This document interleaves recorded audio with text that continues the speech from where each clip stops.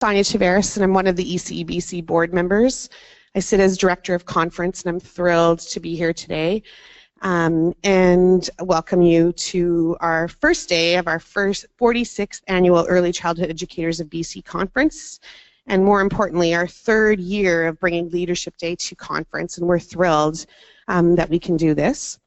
It fits so closely with our strategic ECEBC goals around leadership, and currently we are doing some work in the development of 6 leadership models that will be available in communities, and we're thrilled to be leading this process in the province. I'd like to acknowledge Bob. Is he here? Bob Prebnevos? Hi, Bob. Oh, yeah, there you are. Sorry. And Bob is someone who's working with the ECEBC on a number of projects with our strategic direction. And we're thrilled that you can join us here today, Bob. And so if you want, throughout the morning, I think he's going to be here with us.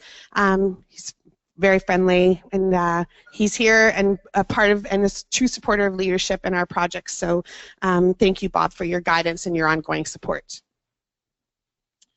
I would also like to acknowledge someone who kind of sits behind the scenes, and she doesn't really want a lot of recognition, but Christine Buttkicks, who's at the back, who stepped into the position of conference coordinator.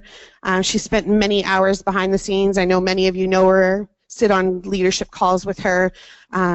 She definitely has a vision for this day, and it continues to grow, and she looks to all of you for that passion and what you want, and really how you can continue to build your leadership skills. So Christine, thank you for all that you do, and so make sure you say hi to Christine today. And just before I introduce Glenda, our MC for the day, there's just a couple of reminders with some sponsors. I'd like to introduce Glenda Burrows. She's your MC for the day. And Glenda is a past board member. She's a ECE licensing officer. She's a true leader. She's a great friend and a leader in the field, and someone that'll support you throughout the day. So welcome and enjoy your day. My name is Sylvia Fursh, and I'm early childhood educator, IT and special needs teacher, owner operator of a childcare center in Vernon, BC. I am honored to be part of this amazing conference and to present to you our panel of wonderful women. This morning we are going to have a discussion about each one of these ladies' journey through their leadership. With no further ado, I will introduce to you Lynne Reside. Lynne has been working in the ECE sector for 30 years. She has worked in childcare, preschool, and as a childcare center director. Lynne is currently the Regional Early Community Development Coordinator for Success by 6 and Children First in the North Okanagan and Columbia Shuswap region. She has been a branch executive in Vernon for over 20 years and is currently in her 5th year of serving on the ECEBC Provincial Board. Lynne is the Director of Communications and Chair of the ECEBC Journal Committee. She's the proud parent of 3 lovely children, grown up now, and a loving grandmother of 2 grandsons. To you, Lynne. Tell us about your journey. Thank you, Sylvie. Can everyone hear me? We're good? Okay. I'm just going to say a little bit about what leadership is first, and then I'm going to just talk a little bit about my journey and a specific part of my journey. So a number of years ago, ECEBC received funding to develop the Leadership Institute and to develop leaders in our sector. And I'm very grateful that I was able to be part of the 3rd cohort, and what we did was we had 3 ECEs from our community who worked together on a project and also took leadership training with ECEBC. And it's been a great journey for me, and it kind of pushed me along in my leadership journey.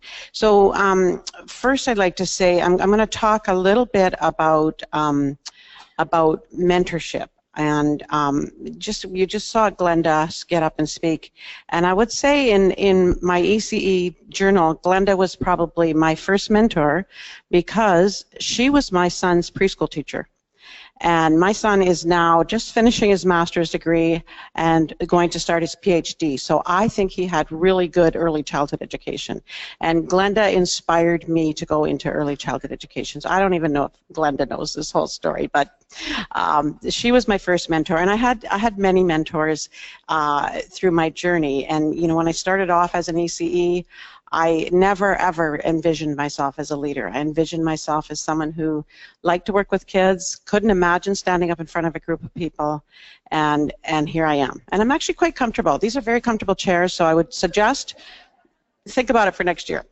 And so when my children were very young, I had a mentor who was my neighbor and friend who had slightly older children. And when my children were going into the school system, as some of you who are parents will know, it's pretty scary. And I consider her a mentor. She taught me about the school system. She taught me how to have a voice, how to stand up and, you know, speak on behalf of my children. So that was a very important part for me of having a mentor that helped me along the way. And it was the same thing when I went into early childhood education. My employer was one of those people that she pushed you to take risks. She supported you when you failed. She was always encouraging and giving, you know, suggestions when needed, but really allowed you to thrive and grow. And so to me, I still consider her a mentor. When I work with people, I always remember how she worked with people, how she put people first, and she really wanted to encourage you on your journey. So years later, when I became the director of a nonprofit childcare society, it was a very large childcare center, over 40 staff.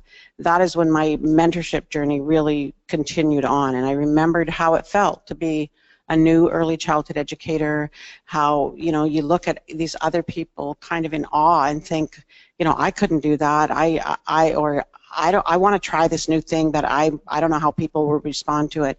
And so again, I used what I had learned from my mentors to help me to be a good mentor to the staff that I worked with. I was also very involved with our branch, with starting our branch in Vernon, and again, mentored by older early childhood educators in my community who, you know, just stepped up to the plate, who pushed me to join ECEBC and be a part of that journey of learning through ECEBC and being part of our professional association. And really, that's where the greatest mentorship came from for me. There's so many amazing men and women in our field that are still doing it. You know, there's people who started when they first, you know, finished school when they were 21, and they're still at it in, you know, into their 70s and 80s, supporting our sector, supporting families, supporting children. I have little notes here just in case. So ECEBC has really helped me along the way. And then as you sort of got over my awe of some of these incredible activist women in our field, in our sector, you know, I started realizing that was me too, that I wanted to be an activist, that I wanted to be a mentor to other people, to take action on making a better world for children and helping our sector along the way towards our goals. So I took a part in some training, some mentorship training about working with the younger generation, working with millennials. And for me, it was a real eye-opener. I realized that, you know, I come at things with a different lens, and I learned that, and I thought, wow, you know, like sometimes you hear a lot of negativity about people who are millennials or people who are, you know, the younger generation just doesn't get it or whatever. And when I started to look at it and realize that wasn't the case at all, and it was more just about, you know, how you communicate, how you look at other people and how you see the world through their lens, that it really helped me to be a mentor to that next generation. And for me, I think that being a mentor to me, I think when I think about it, I think the most important piece for me is that it makes me feel hopeful. I feel very hopeful for the future when I am in a mentorship relationship. And I've been in both formal and informal mentorship relationships through some of my attachments to different organizations. And the really great thing to remember, it is really a two-way street, and anyone can be a mentor. You don't have to be old to be a mentor. You don't have to have years of experience under your belt. You can just walk alongside someone and support them through their journey. And for me, it's been very rewarding to be a mentor to the people I work with, the people in ECEBC, the people in my branch. And so yeah, I just like to leave it at that. That to me, that is the best reward of being a mentor, is the hopefulness it gives you for the next generation. Thank you very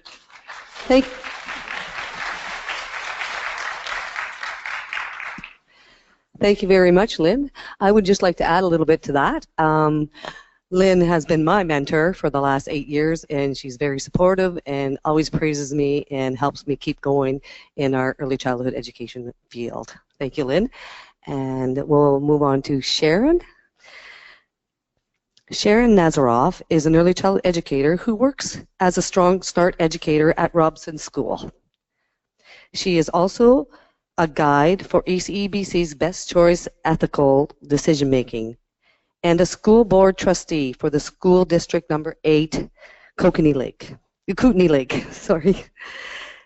Sharon is an alumnus of the first cohort, ECEBC's Leadership Initiative. Welcome, Sharon. Thank you, Sylvie. It's really exciting for me to be here today.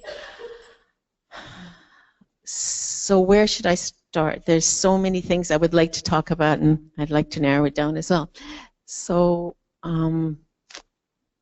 I started in ECE later in my life. I went back to school when I was 45 years old. At that point, I didn't even have a diploma.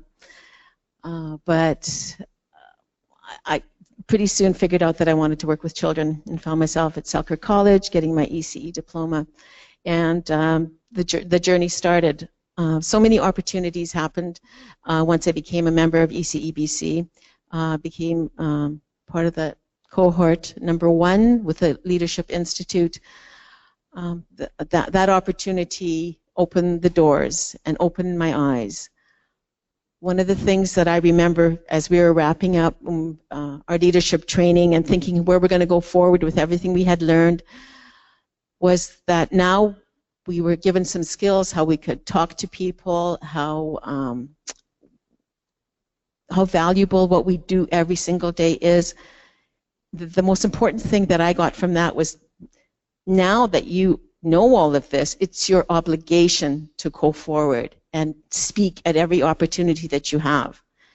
You can't be the one just listening and in the back and being happy to hear and happy to learn. You actually have to take that next step and talk about what you've learned, and talk about our profession, and talk about how important children are and how important families are, and how we need to be that voice. I've had opportunities through ECEBC to be part of ethics training, and then when the $10 a day plan came and I started looking through that brochure and started thinking about the possibilities of looking in there, there was a statement in there that stuck to me. As part of the plan, it is our hope that the Ministry of Education will take on the early childhood field, and that one school board trustee would be designated to be that as a voice for early childhood. Something in me went off. I says, well, who sits on our Board of Education, and what is their knowledge about early childhood? And I thought, oh, well, maybe that's what I need to do. And then I go, no, I can't do that. I don't have the experience. I don't have the education. That's not something I could do. And then I thought about it some more, and I happened to be in a room where there was someone in the valley with the thing saying she's a trustee and election was coming up, and I just came up to her and I said, are you running again? And she goes, why? Do you want to? I go, she goes, you can. She goes, I was thinking of stepping down. And I'm just like, okay, I think I've just jumped in. And that's the journey I'm on now. For 2.5 years, I've been a school board trustee. And jumping into that is huge. The learning curve is huge. A lot of the first year, I just sat and listened and said, oh, what just happened there? You put up your hand and you agree and you vote, and sometimes you're like, I didn't exactly know everything I was voting on, but I was trusting the members on the board that had been there a really long time. they kind of led me along the way. But that was 2.5 years ago. Now it's my turn to start speaking up. I need to start being that voice at the table. I've been recognized as the early childhood educator at that table, given that credit, and occasionally I would say, actually, we're talking about childcare, not daycare. And when we're talking about a Strong Start Center in our school, that's not childcare. There was those little, every opportunity I had to clarify what childcare is, I took it in small steps. Last week, I put a motion forward on the table that our district support the $10 a day plan. In some districts, I know this has come from the field. Early childhood educators have approached the board. I was hoping that was going to happen in our district. It didn't, and I understand everybody's pretty busy. But I thought, well, then it's my job. I put the motion forward. I prepared myself. I'm quite familiar with the $10 a day plan. However, I took it further. I talked to Natalie Lucas, who knows that plan inside out. I looked at Sharon Gregson's emails that she's been sending to us, talking about the $10 a day plan. I was very well prepared. That's my journey to this point, and it's in each of us, each of you. It's taking those opportunities when we can. With every conversation, you take one step, and then you take the next step. And that's where I'm at now. Thank you.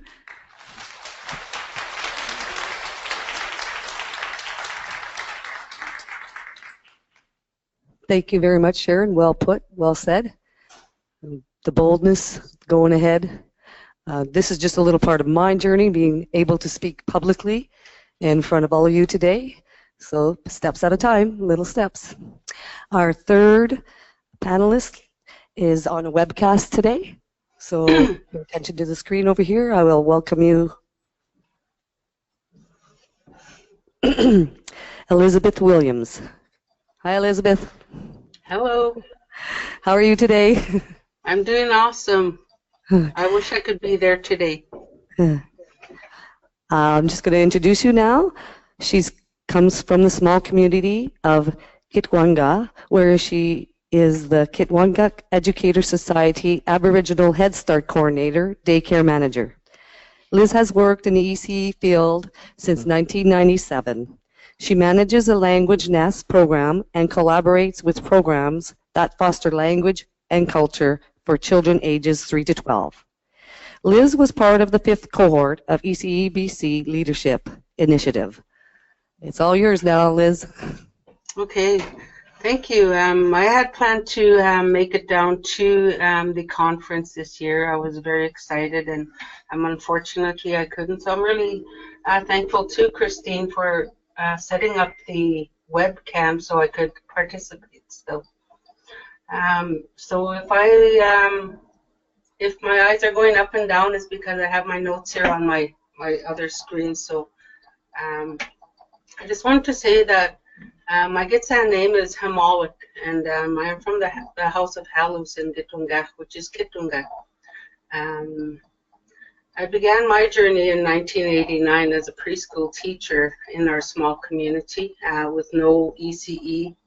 I decided to go back and get my ECE in 1997, and so that ever since then I've been finding ways and growing, taking a look at both worlds as we live in a small community. We are Gitsan, and then also taking a look at the a lot of the other early childhood education practices that we were taught throughout our education as we took our course.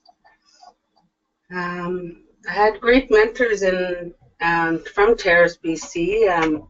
They really encouraged me to take a look at who I was and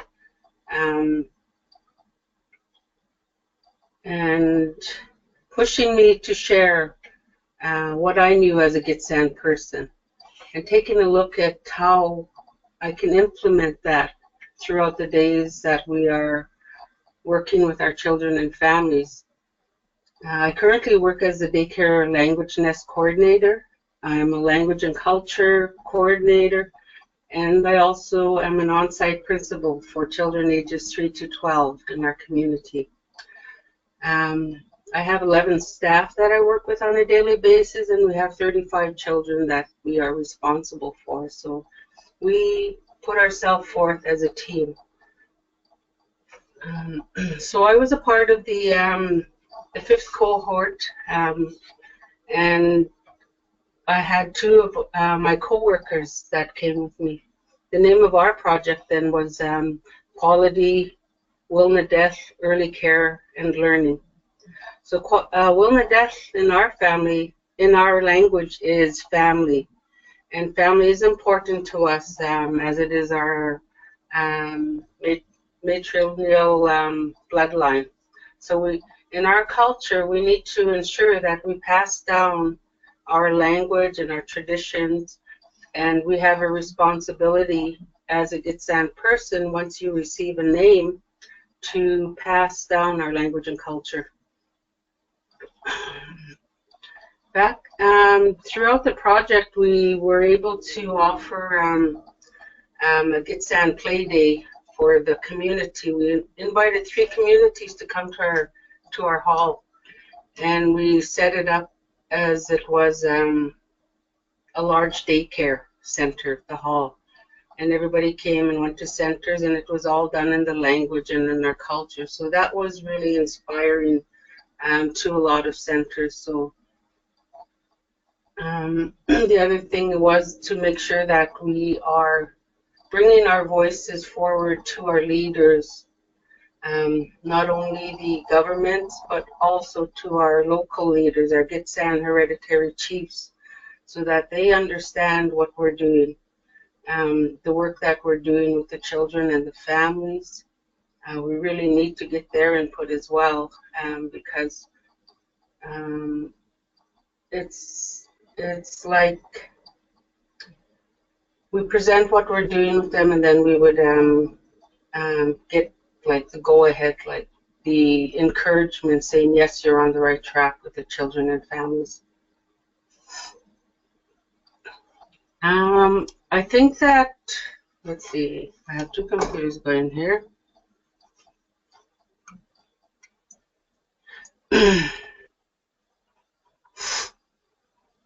I just also wanted to say that being because we are somewhat isolated in Kipunga, so it's an hour to drive to the local town and another half an hour the other way, so we're basically on our own in our community.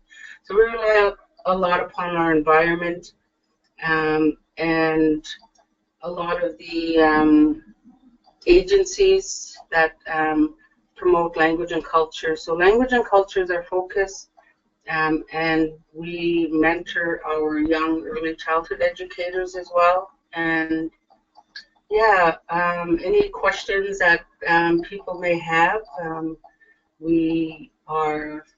I'm open to questions. Thank you for sharing, Liz. At this time,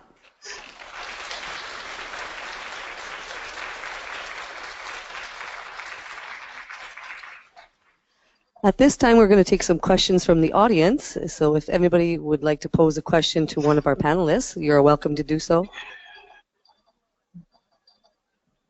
There are a couple of mics as well that you can come up to. If you're not comfortable with that, I'm happy to bring one around for you if you didn't want to stand up in front of everybody. And also I'd like to recognize that we have our photographer with us today, and Sarah Race. If for any reason you choose not to have a photograph or did not want to be photographed, please just let her know. Otherwise we'll take it that you're quite happy to be photographed, and some of those may end up in the journals moving forward. So, and just a reminder that this session is being recorded, as are some of the other sessions during the day. So, just to let you know. And I haven't seen any hashtags or photos or Instagram yet. So, get those photos busy going in your messages. Okay. Any questions? Please come up or. Okay. Thank you.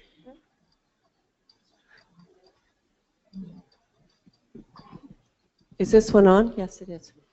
I wonder if you could speak more to your statement of, and I think the entire panel would know a lot about this, the Ministry of Education taking on early childhood education.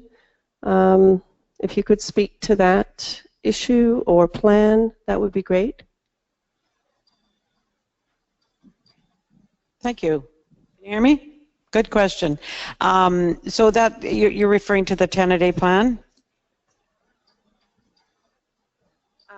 The 10-a-day plan plus everything else that comes with it.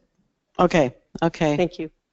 So basically, the 10-a-day plan and this sort of proposal to move early childhood education under the Ministry of Education, under the auspices of the ministry, has been the result of a great deal of consultation, looking at other jurisdictions, whether it be in Canada, in other provinces, where we have about, I believe, 5 provinces that are early childhood is under the Ministry of Education, and then also looking at other jurisdictions throughout the world, and just seeing that the Ministry of Education is a good fit for early childhood education.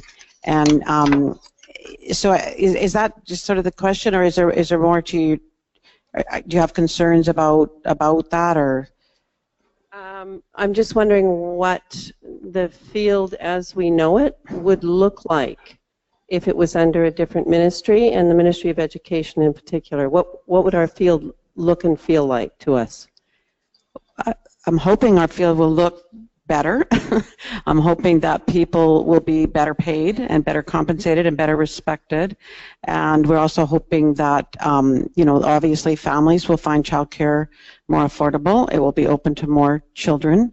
There, obviously, it's a change, it's a switch, and we have been under different ministries before, so this isn't the first time this has been switched, although we've been kind of across different ministries. This way, you know, it seems like we would be more highly respected, we would have better opportunities as a sector to advance our careers, and you know, I'm sure there will be growing pains. But what we generally feel is, when we've looked at how it's happened in other jurisdictions, it just places us in a better position to be professionals and to support children's development. And I'd like to add something as well. I think that for many years in Canada, we've accepted education for children starting at 6 years old and then moved down to kindergarten. And it's accepted in society that those children of that age will get free public education. So there's been this divide that somehow at 5 years old children are ready to learn. And we as early childhood educators know that that's just not the case. Children learn from the time they're born and take their first breath.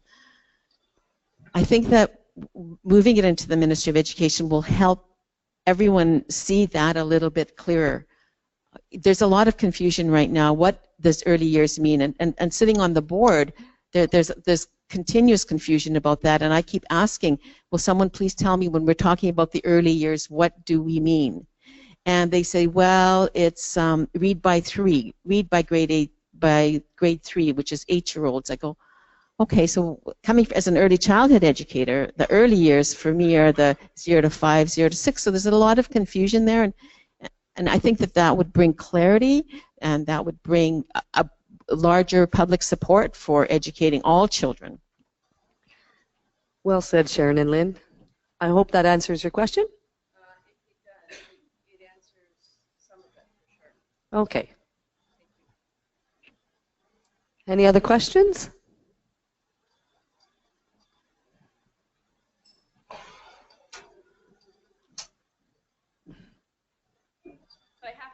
I'm nervous coming up here because I don't usually do this, but I want to possibly connect what Elizabeth is saying, and I'm sorry with the scarf, is saying, is Elizabeth, one thing that really spoke to me is you said that you were a principal for ages 3 to 12. Can you explain that a little bit more?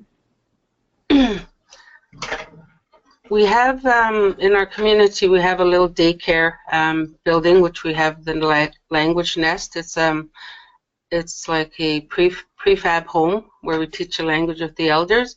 We also, on the same grounds, we have our kindergarten to grade 7. So we do a lot of multi-age learning and teaching with our traditions that we find is really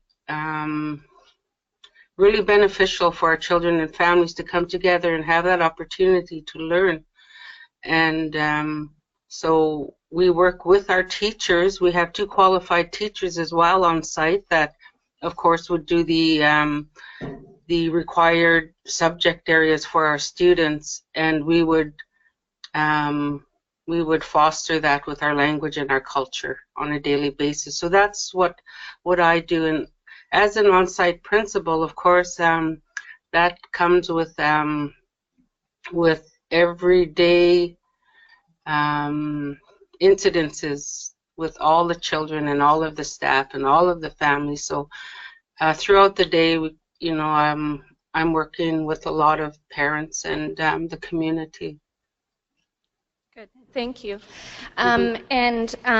In my position, many people often ask me what the early years are, and my response is education from birth all the way up to about 8. So we don't see that transition between what we consider the early years of pre-kindergarten and beyond that. So I think linking what both of you said is if we can move towards having principles of early years from birth all the way up to grade 7 as well. So thanks. I guess it wasn't a question.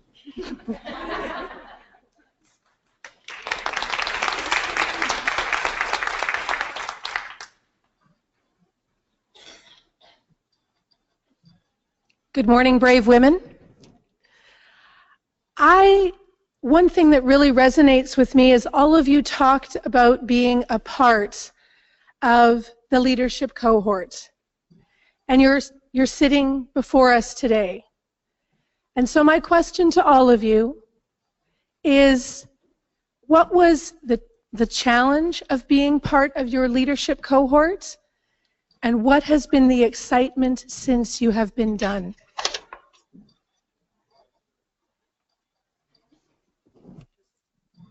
Thank you. Great question. The challenge definitely is stepping out of your comfort zone. Even though when I went into leadership, I had been in, what you might see as a leadership position for a while in my community, but really stepping outside of that, even that comfort zone where, you've taken sort of gradual steps, like from being a preschool teacher to being, for a while I was an owner-operator, then I was the director of a child care society, so I was taking steps, and I was also involved in my branch. But to get involved with leadership, you really are stepping out of your comfort zone and seeking out other people that, to me, in my community, because I had sort of was at a little bit of a level of leadership in my community, I wanted to work with other people that I saw as having really strong leadership potential. Maybe they weren't, didn't see themselves as leaders yet, or weren't quite there yet. And it was a great group, the group of 3, where we were from almost 3 different sort of generations. We had a young woman who was, fairly recent graduate. We had a woman who was sort of mid-career, and myself a little bit beyond that. And so, for us to work together and support each other and just step out of that comfort zone. And the second part of the question was?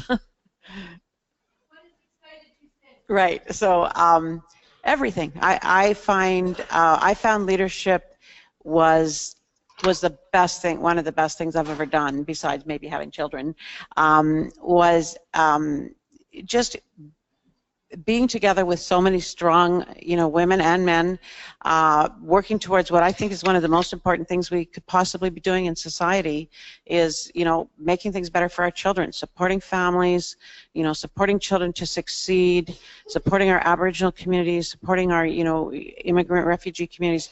Honestly, there's so many big issues out there right now, and the work we do is just incredibly important, and I think it's so wonderful that our organization has stepped up to the plate to create leaders in our province, because we need that. We really need that. We've got a hard road ahead of us, and you know, everyone is a leader in their own circle of influence. I think one of the biggest challenges for myself and Natalie was actually getting out of Castlegar and to Vancouver for the first Leadership Institute. We're a very remote area. We don't use public transit because it doesn't exist. And that Leadership Institute, they treated us really, really well. And as well, they said, okay, you catch that bus and you get over there. And we were like, oh my goodness. I mean, it was a challenge for sure. We're big girls, but it was pushing ourselves. It was absolutely the beginning of that. The project itself was interesting and ongoing and a lot of work. The part that's really, really inspiring for me right now and that just keeps me going every day is that having the belief, this really strong belief that what we do is so important, what I do every day is so important. And some days I tell my husband I don't want to go to work, but once I get there and I'm involved, whether I'm at the Strong Start Center with my children and families or I'm at the board office and all the committees, it's inspiring. 2 weeks ago, I was here in Richmond with the BCSTA, which was the annual general meeting for trustees, and there was 350 of us in the room, and there was like 40 motions coming forward, and it's fantastic. It's Robert's Rules. It's very, very particular. You need to know what you're doing, and some of the motions coming forward had to do with childcare. One of the ones that came forward suggested that the ministry.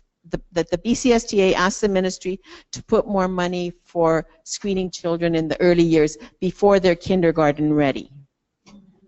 I just kind of shook. And the rest of my board was sitting there. I didn't say anything to them. I just said, how do I get to amend this motion? And you have to run up and sign a paper. And you have to do it really quickly because things really move fast. So I got up there and I said, I'm an early childhood educator and children are ready to learn from the time they're born. I can support this motion if we can have an amendment. And so I amended it by striking these words, kindergarten ready, school ready, and then you have to speak to your motion. And I did. And what was really nice to see in the room was another school board trustee that jumped up from, I've never met her, and she said, I'm also an ECE, and she supported the motion. So it's those things that are really exciting, and I came back and sat with my board, and they all looked, yay, you know. So it's a journey. It's new every day. Great. Thanks, ladies. Liz, do you have something else to input there? Yeah, I was thinking of the challenges as we also had the transportation challenges of leaving our families for a week was challenging. But I have a lot more positives. I really noticed my growth, especially in relating to other organizations and feeling that it is safe to be able to approach these organizations and be able to have a voice for our children and our families in Kitwanga. We do a lot of work with First Peoples Language and Culture Council. We work with BC Aboriginal Child Care Society, ECEBC, First Nations Education Steering Committee, Northwest Community College. A lot of the skills that I learned at the leadership training really gave me that confidence to be able to say, hey, look, we just need to express our needs and find the help out there for our children and our families and go from there. Thank you, Liz. Mm-hmm.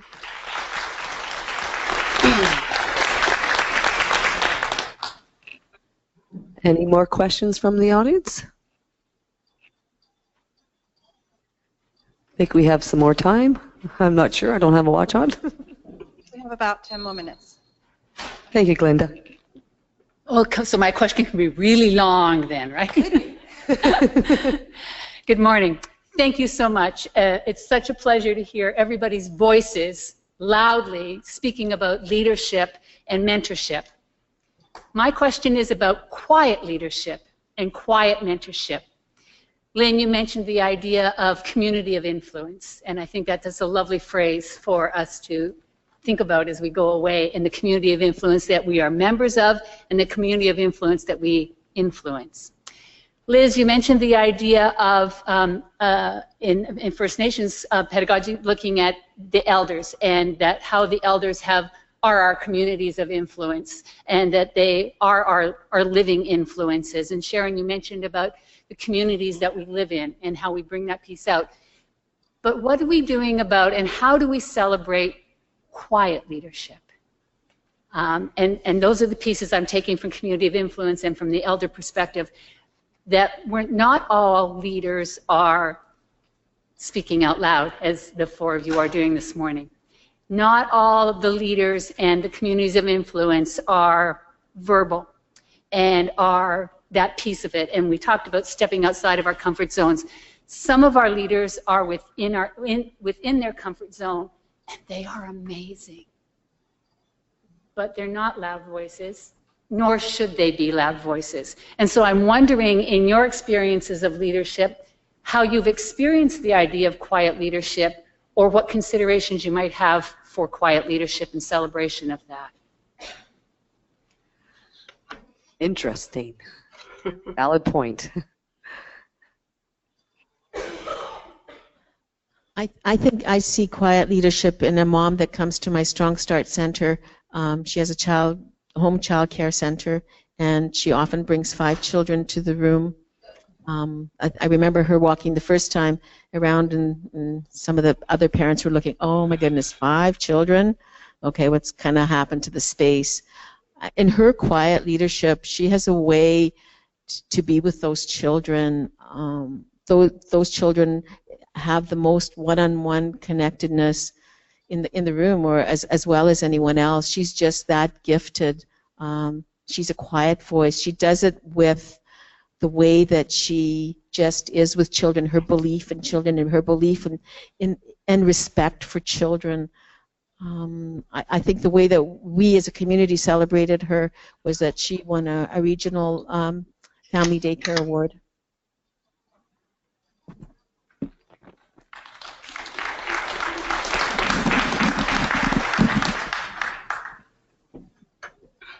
Yeah, I really appreciate that. I think I thought of myself that way for many, many years, as quiet. You know, I was a shy child.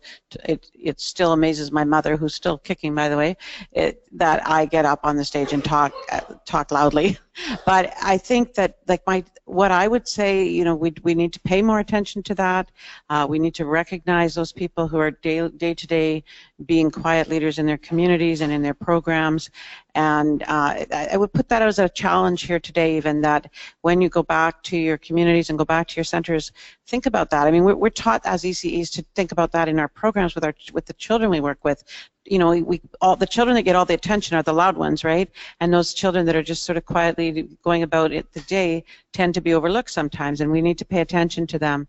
And I think that's the same thing with the quiet leaders, that we really need to recognize the amazing work they do. And, you know, I've just over the last few weeks, I've actually been thinking about that a lot, because I've just come across people that I'm like, why don't we ever recognize this person? This is an amazing person, you know, that does this amazing work. So I would put that challenge out there. Just, yeah, go back to your communities, go talk to your colleague, that, you know, and say, yeah, you know, I appreciate what you do. I appreciate the leadership you take, whether it's with children, with families, with your colleagues in the community. It's very important, I think, to recognize and acknowledge people. Liz, do you have anything to add to that? That's really interesting. I haven't thought about quiet leadership, but I do know that we do, in our work, we do work with parents and my co-workers, for instance, that passing on some of their needs and what they would like to see for the children and the families, and being a voice for them as well, that we can encourage them to speak. And in one of our customs is that we are usually we listen, and then usually we're the last ones to speak. So always being there for the quiet leaders, I would say.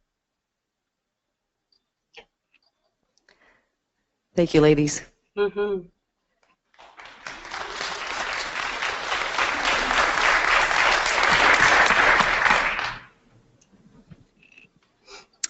It's almost break time. We would have time for maybe one more question if there's anybody with a desire to ask the panel. Okay. If not, yes, please do. What was your moment to get into childcare? I was given an opportunity to volunteer, and I loved working in childcare so much that I became a student at the College of New Caledonia in Quesnel. So what was your opportunity to get your foot in the door?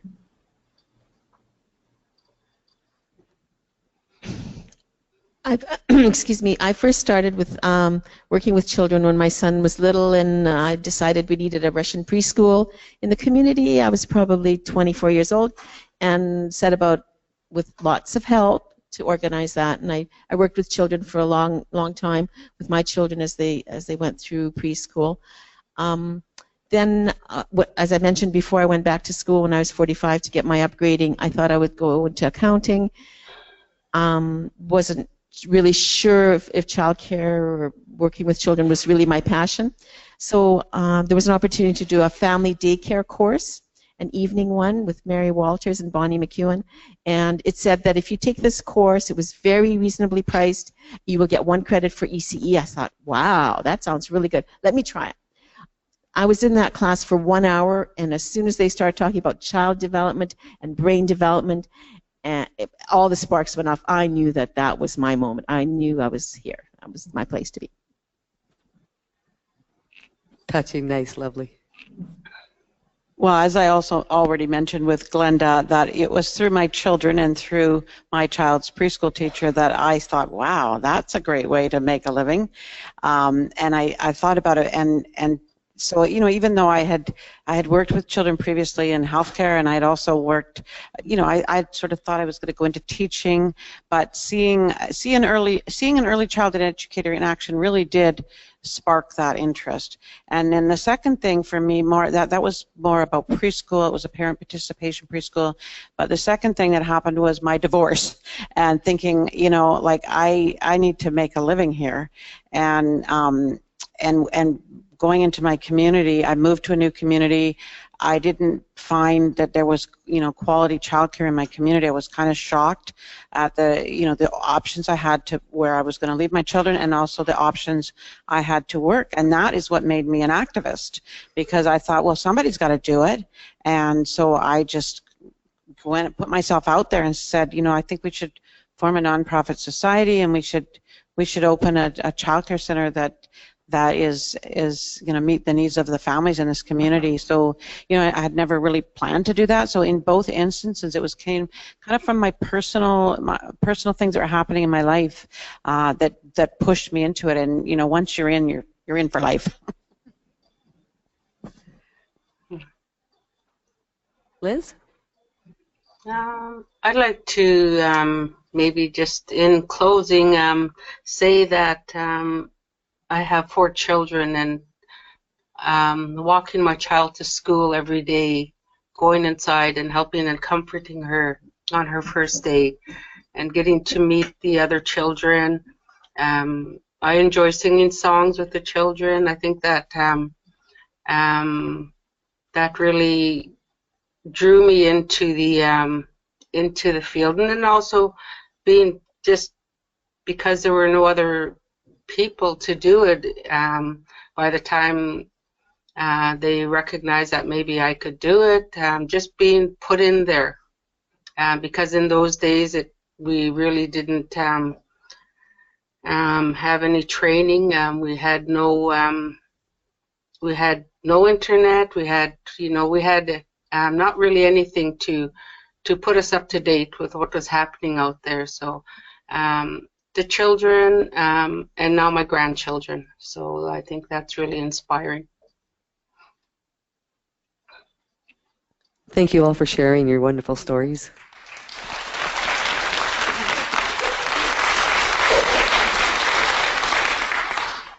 I would like to recognize that there are some people that have never attended the leadership sessions before, so welcome. And you have a wonderful day ahead of you. And again, for the returning folks, after the break, you are in your separate registered workshops, and then we will be back together again at lunchtime. So I would really like to thank moderator Sylvie and our panel, Lynne, Liz, and Sharon, very much, and I just have a little something to give them.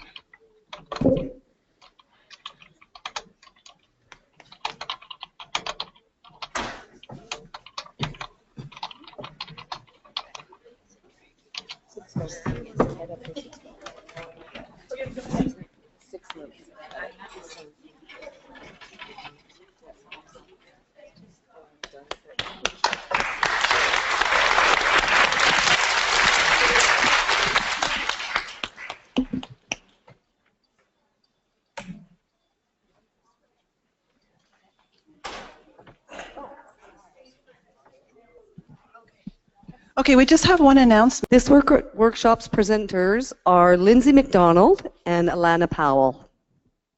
Lyndsay Macdonald is an ECE and the coordinator at the Association of Early Childhood Educators in Ontario. Lyndsay has worked in Ontario's early childhood sector for 10 years, both directly in programs and in policy research and advocacy. Lyndsay holds both a BA in Early Childhood Education and an MA in Early Childhood Studies from Ryerson University School of Early Childhood Studies. At the heart of Lyndsay's advocacy work are the dedicated and passionate early childhood educators and staff that keep cities and communities working together. Alana Powell is an ECE and holds her HBA in Political Science from the University of Toronto. Alana has worked in nonprofit childcare centers for many years and has recently returned to Ryerson University to continue her education. Alana's commitment to advocating for ECEs and childcare in Ontario has reinforced by the experiences working in the field. She has collaborated with the Association of Early Childhood Educators Ontario as both an individual and most recently as a co-chair of the Ryerson Student Childcare Advocacy Association. Alana is pleased to be joining the AECEO on its Decent Work project, and is committed to strengthening the collective voice of ECEs and empowering them to advocate and organize within their communities. As a nominee for the AECEO Board of Directors, Alana is looking forward to contributing further to the work at the board. Alongside her other initiatives, Alana is currently a contract lecturer in George Brown College School of Early Childhood. Thank you, ladies. Thank you. What a wonderful introduction. Well, that's us. Welcome. Hello. We're very honored to be here today. We came in from Toronto yesterday and got a chance to visit some of the malls in the area, so that was very fun. Thank you for the wonderful introduction. Really sums up who we are.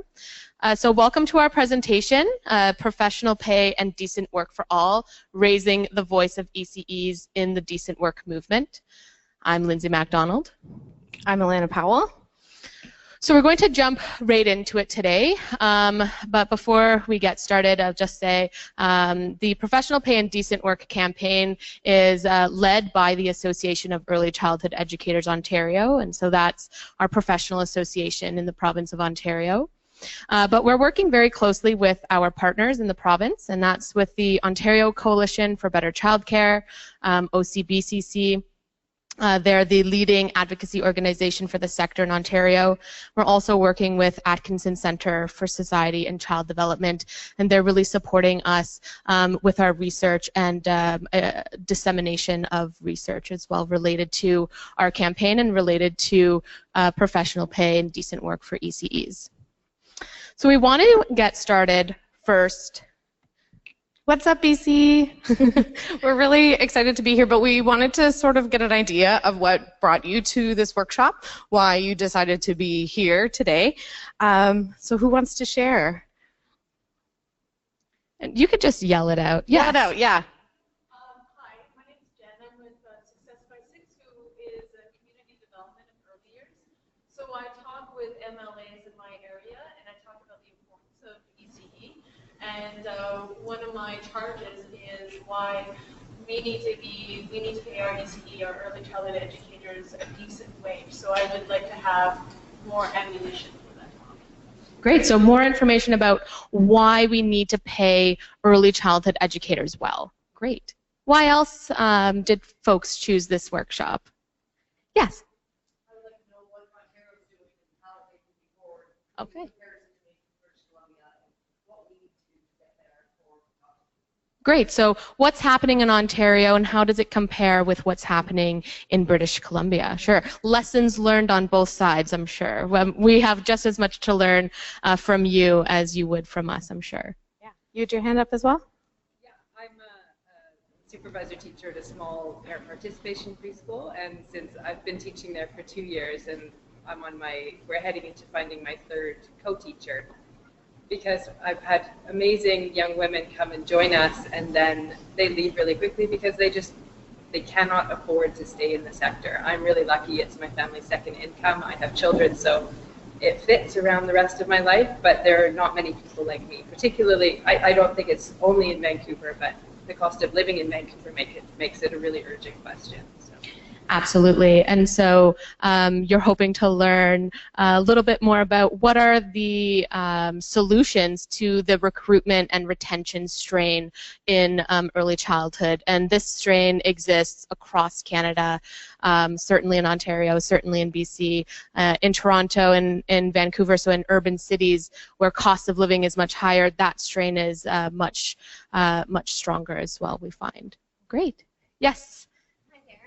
I'm currently a manager of both the Strong Start and a preschool program, and I also have the opportunity to teach ECEA programs. And so I'm curious about, first off, how they'll differentiate in, making sure that, ensuring that so many of our educators are more qualified so that we don't have just more of, why it's wonderful to have ECEAs. I think it's really important to push the aspect of having a diploma to degrees, and how we'll sort of look towards tiering those pay structure that will coincide with education. That's excellent. So we're actually in the process of figuring that out as well in Ontario from the ACO's perspective, and we've been advocating for a wage scale for some years now, so we'll certainly talk about that today as well, but you're hoping to learn more about credentialing qualifications, right? Great. Awesome. Yes? I work for the Health Sciences Association, so we're a union that represents ECEs, primarily at child development centers across BC. So I guess I'm curious how coalition partners and specifically unions in Ontario are helping support this campaign, or if they're not playing an active role, what kind of suggestions you would have or would like to see from some of the more external partners that were part of the ecosystem. Great. So you're hoping to learn about coalition building and how we are engaging unions and coalition partners in the province of Ontario. Awesome. So I'm just reiterating everybody's comments for our folks who are joining us via webinar. So hello, everybody who we can't see in the room. We were interested to know what you see as the value of advocacy. So we know that in British Columbia, there's the very active $10 a day campaign that has been going for some time, continuously building momentum. What are other advocacy initiatives, and what are the value of participating in those initiatives? Anybody? Do you feel like you as ECEs, managers, supervisors, get a sense of value out of the advocating work that's going on? Do you feel like it contributes to your professionalism, your professional identity?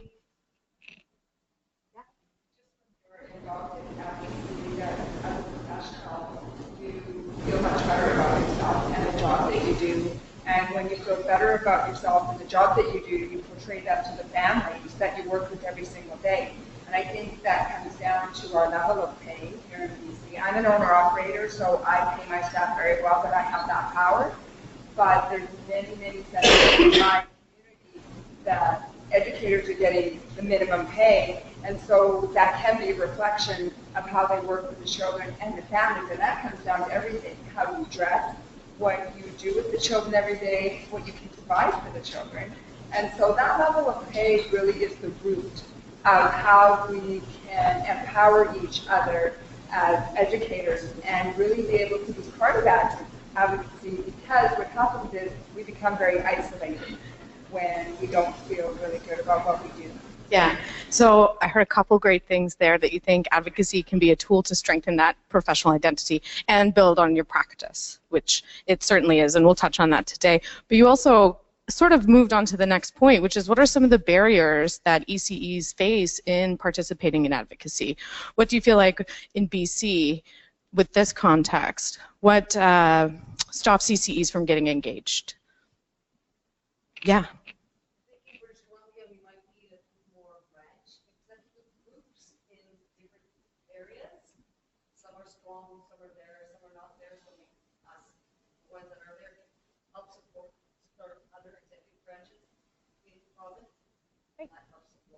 Yeah, that's a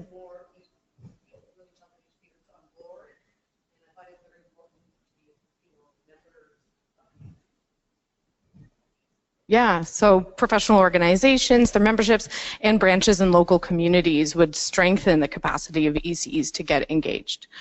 Yeah. What about time constraints or low wages? Do you feel like that has an impact on your ability to participate in advocacy movements? Is he? No, yeah.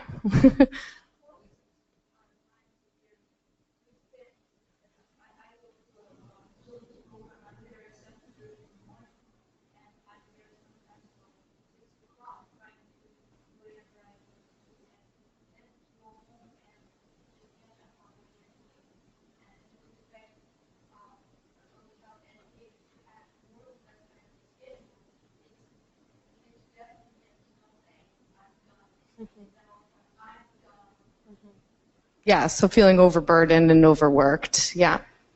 And even the label makes a difference. You know, just how the distance to go from wherever your center is to wherever the group meeting might be, just in that time frame, it's difficult to even get there. So I know that there's been discussion about looking at utilizing, you know, online resources to bring people together. So hopefully in the future that will happen.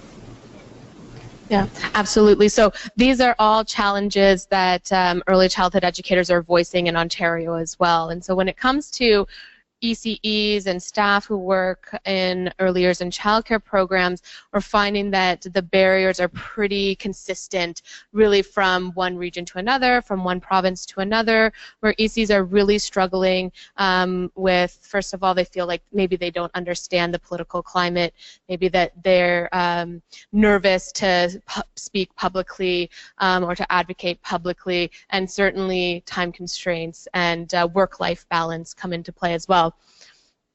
And so there are many opportunities that ECEs have when advocating, but for interest of time, we're going to just keep going, and we'll come back to this one. So our agenda for the workshop is we're going to talk about advocacy as a pathway to professionalism. Kind of, you know, that's the theme of the conference this year. And so we certainly want to speak to the fact that advocacy is part of our professional identity as educators. We're going to give an introduction to the decent work movement. So our campaign is part of this large umbrella of decent work in Ontario. We're going to talk about the AACO's Professional Pay and Decent Work campaign. So we are leading this campaign in Ontario, and it's very focused on movement building. So we're very inspired by the early childhood educators who we meet in the province, and we're inspired by their stories and by their energy and their passion for the sector. And what we're really looking to do is to build an ECE-led movement, and we haven't seen that yet in the province of Ontario, and we really haven't seen that at the national level in Canada either. And we've been advocating for universally affordable, accessible, high-quality childcare for far too long, and we really feel that early childhood educators are an untapped source of mobilization. And so our campaign is really looking at building the capacity of professionals and of educators to fill that kind of missing link. Because if we have a collective voice together, it can be very, very loud. We're going to talk about early childhood educators as change leaders. So how are we actually building the capacity of early childhood educators to be able to organize and movement build? And we're really doing that through helping early childhood educators understand how to share their stories to motivate others. So before we get into information about our campaign, we're going to talk about advocacy as a path to professionalism. And there are really three key ideas that we like to keep in mind when we're talking about ECEs and advocacy. The first is, it is political. Uh-oh, watch out. We get the sense that a lot of people think the field of early childhood education is not political. But if you really think about it, it is a public good, right? And that implies that public money should be used to support this sector. We often, like that, we have a public school system, right, where children are supported by the government, teachers are paid by the government, it's funded that way.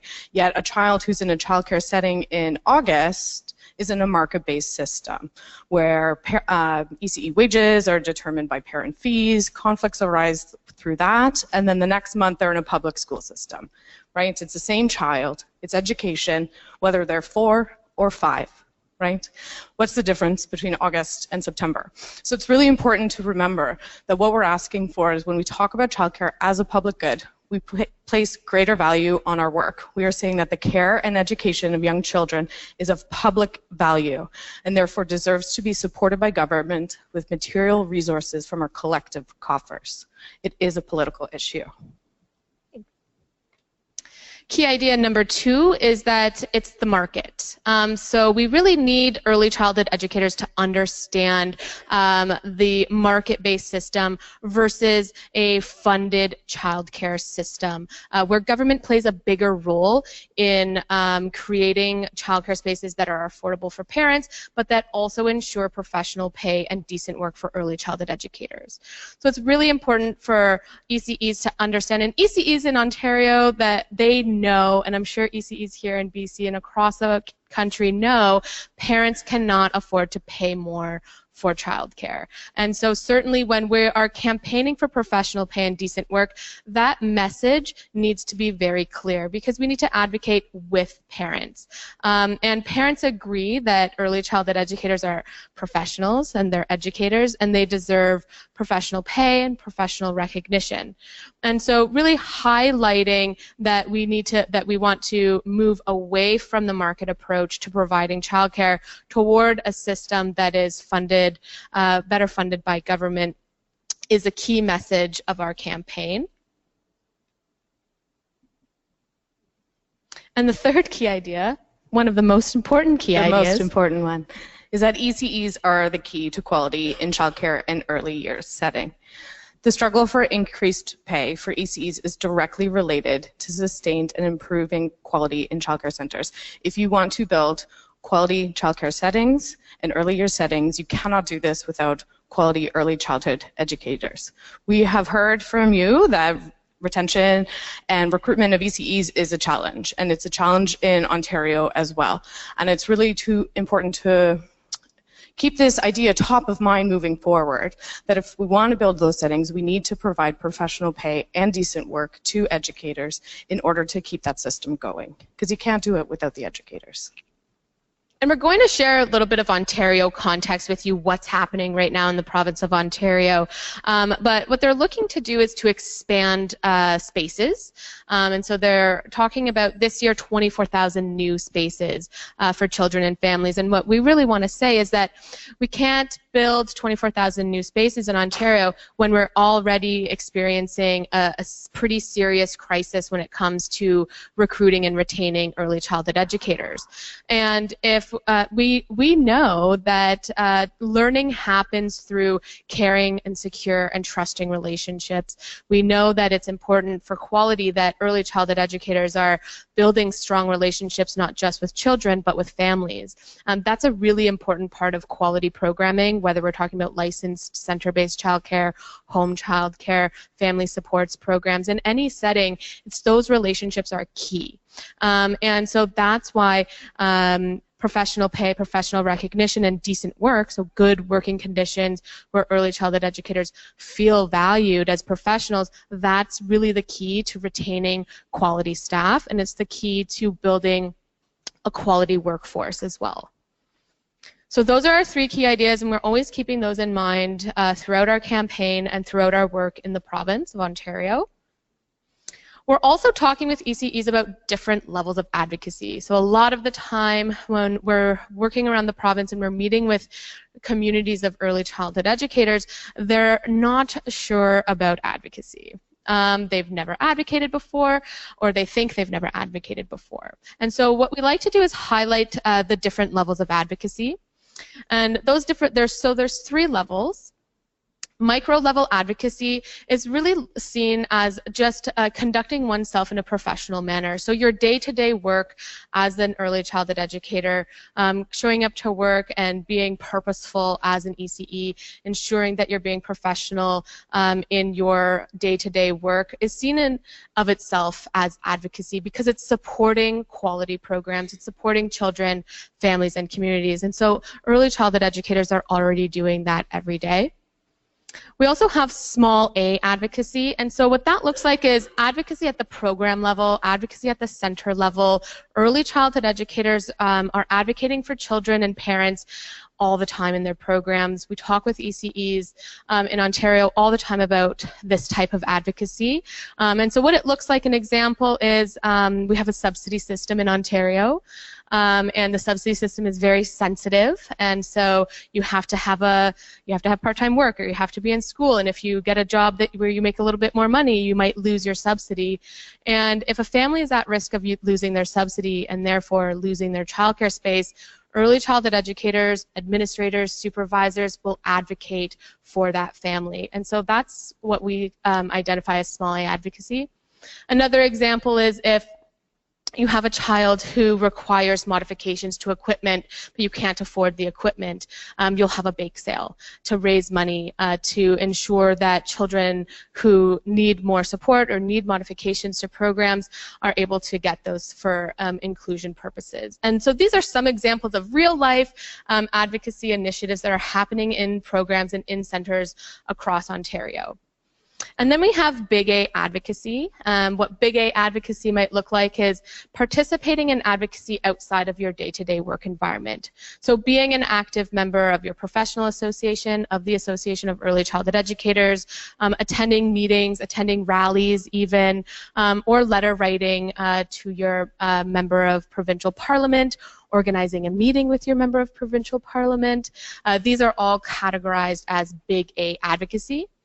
And what we're doing with our campaign this year is we're helping early childhood educators understand that we all have a role to play. And advocacy looks different for everybody. We don't all feel comfortable standing on a stage and giving a presentation on advocacy. We don't all feel comfortable attending a rally, holding signs, being visible, being political. Some of us advocate in smaller ways. But what we really want to do is to try to move early childhood educators into the Big A advocacy category. So, why do we advocate? What's in it for ECEs? First and foremost, advocacy is a tool for continued learning and professional growth. Like we talked about, when you get involved in your community, you get more involved in the greater system, and you see the larger issues that are going on. So that empowers your practice as well. You take that back with you to your center. You take it back to your families and your children and your coworkers and your communities. So it really helps you to build your professional identity and to engage in continuous learning. Another way is building your professional identity, which I sort of just touched on, and also professional power, which is really important. So your professional identity is how you identify yourself as a professional. And this is strengthened by your engagement in advocacy movements, right? As you're building communities with other ECEs, like you said, we're so fragmented, right? We work in different settings, in different systems, in different cities. But when you start to engage with other people in that way, you reinforce your practice and you reinforce your own political or professional identity. And that in turn strengthens our collective professional power. Because when you're engaged and you're learning, so are your peers and so are your colleagues, right? So we're building our collective voice. We're getting louder, we're getting more visible, and that helps to have communities and outsiders recognize our professional power as well. It also strengthens relationships with parents and communities, like you said. When you take advocacy initiatives back to your families and back to your centers, they see your level of commitment to the field and your level of commitment to the care of their children, and that you share the same best interests and goals for outcomes. And that really helps to build those relationships. And working within your community, again, helps us be more visible, and it ties you closer to your networks, which is really great. It's also a tool for positive change. When you have a win, no matter how small it is, and I'm sure you've experienced small wins in BC, it's the best feeling you're ever going to have. That sense of, wow, we did it, we made a change, and that empowers you to keep going, and that encourages others to get involved. And it's also a lot of fun, right? Maybe rallies aren't fun for everyone, but they're fun for the people who are there, right? Drafting a great letter to write to your MP is fun, it's rewarding. So it's really beneficial for us as individuals and a collective profession to get involved in these initiatives. It's interesting too, because so in Ontario, some of our advocacy initiatives are, we advocate very often when there's a crisis, but we aren't very, we're good at it, but we're not super, there's always a crisis to be advocating about, but advocating for positive change is something that we don't do enough of, right? Because we're always focused on this crisis and stopping this crisis. For example, the Ministry of Education in Ontario was looking at making some changes to regulations in licensed childcare, and what they were looking to do is to increase access by tinkering with ratios. And so, you know, you could take a few more kids in your program, a few younger kids, do more with less, it'll be fine, you can make it work, just, you know, a little bit less space per child, it'll be fine, and kind of spinning it as, you know, these changes are necessary, this is to increase access. And so the early childhood community all across the province of Ontario had to very quickly come together, very quickly figure out how we were going to stop these proposed regulations. And when we do that, we see our power.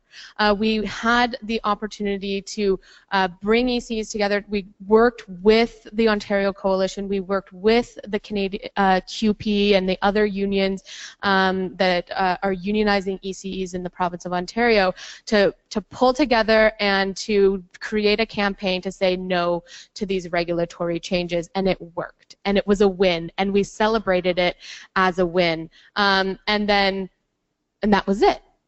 right? We're like, okay, well, we'll just wait here for the next crisis. And what we're doing now is we're saying, let's come together in the same way, with the same passion, and working together in the same way for positive change. Let's dream big. Let's make sure that the government, that every political party, that every political leader understands that we need a better childcare system in Ontario, one that ensures professional pay for early childhood educators, finally. Right? And so that's kind of where we're trying to go with our campaign this year. We want to get away from advocating when there's a crisis and get into advocating for positive change. And it's really fun. We're taking note from early childhood movements from around the world, so it's not just in Ontario, it's not just in BC and in Canada where early childhood educators are advocating. So we're really looking to Australia. Australia has a very similar childcare system, market-based system that Canada has, so there's a lot of similarities between Canada and Australia in terms of our early childhood systems. And they have managed to create a national campaign called Big Steps for Childcare. It is very much supported by the union that's called United Voice in Australia. And the early childhood educators are just dominating all of the news in Australia. They've managed to really organize a very a progressive and very exciting campaign that is capturing headlines. So we're looking to the Big Steps campaign, we're looking to the Childcare for All campaign, which is a campaign in California, for inspiration, for lessons learned, and also to say, you know what, Canada, early childhood educators in Canada and staff in Canada can do this too. Oh, we have a video. Should we try to show the video? Do we have time? Okay.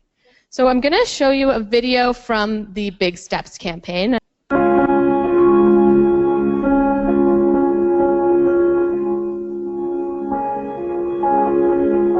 Early childhood educators are demanding the government do more to support those working in the industry. It's always been a very low-paid, female-dominated industry. Well, as an early childhood educator, I want to be paid a professional wage to show that my work is valued and appreciated. I'll be working as long as, my health doesn't give out. It's time to say enough is enough. It's time for equal pay. Childcare workers are pushing for a pay rise, saying the work they do is just as important as that of primary school teachers. Childcare workers have chained themselves to the Prime Minister's Melbourne office in a protest over equal pay. What do we want?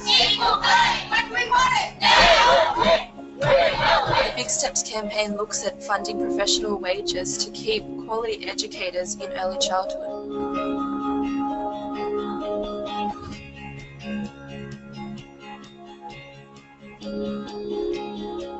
So educators across the country are saying to the government, enough is enough. It's time now. It's our time for equal pay.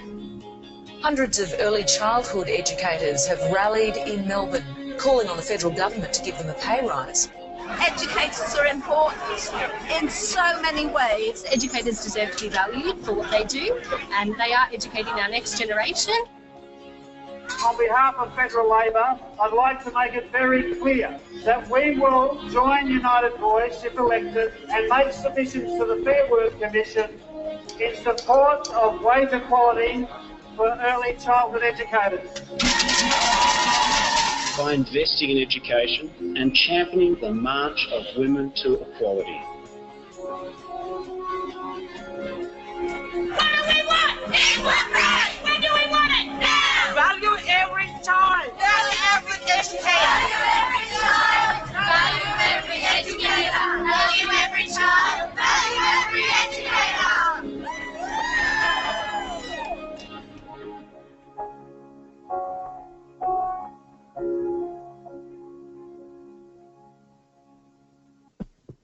Looks like fun, right? What are some of the things you noticed in that video? Like, what are some of the tools that the ECEs who were rallying used to identify themselves? Some strategies, maybe. Yeah.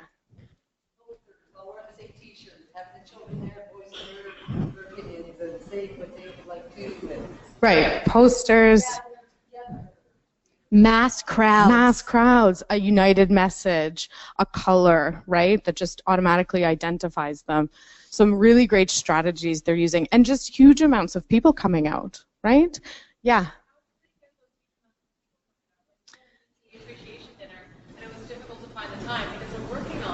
Right, which is a really great question. So she asked how did they manage to get all those people out?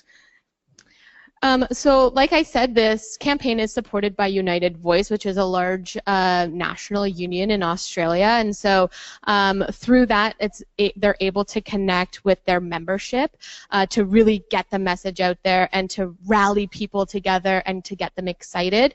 Now, the rallies and the campaigns that you saw in the video happen on weekends. So they really try to target times where early childhood educators are not working.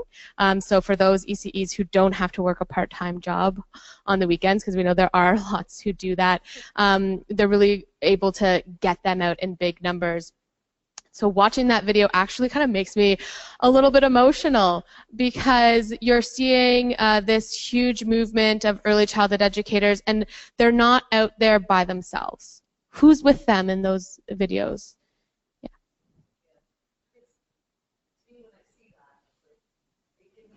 It can be done.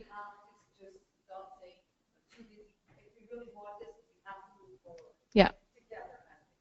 Absolutely. And I think that's really the key, is that they're out there with parents and they're out there with children and they're supported by their union and they're supported by each other. It's really hard when you're in your center and there's 5 of you to think that you can do this, or that doing this will have any impact, but it does, right? And it's just about building those bridges and connecting with each other, building that collective voice that empowers other people to join you and that brings them out. Did you have a question? National program.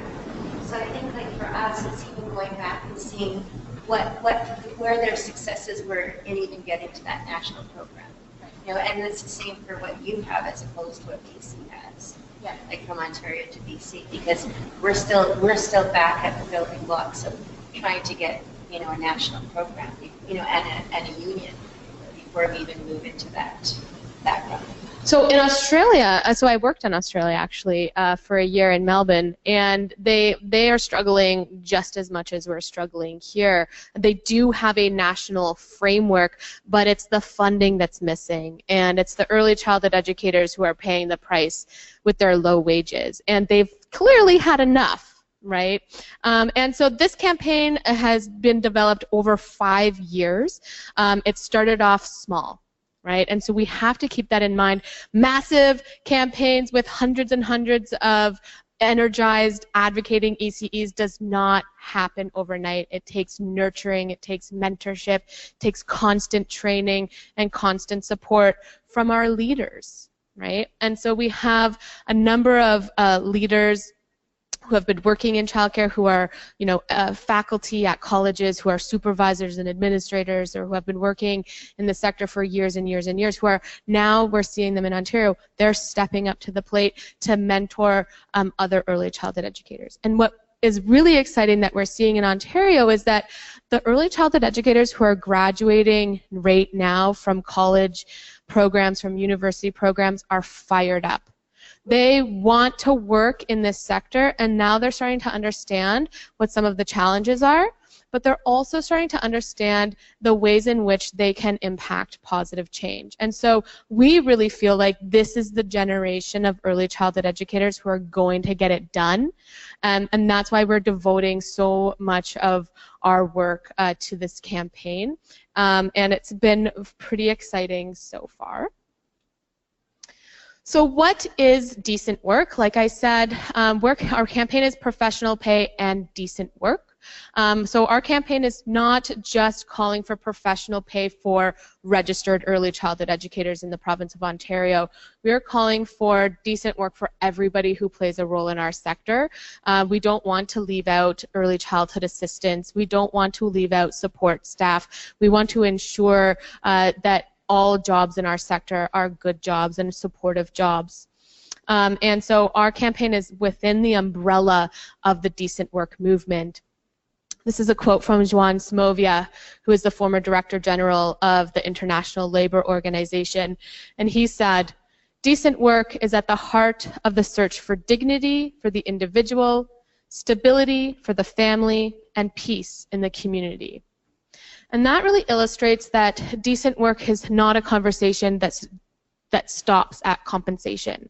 It doesn't stop at wages.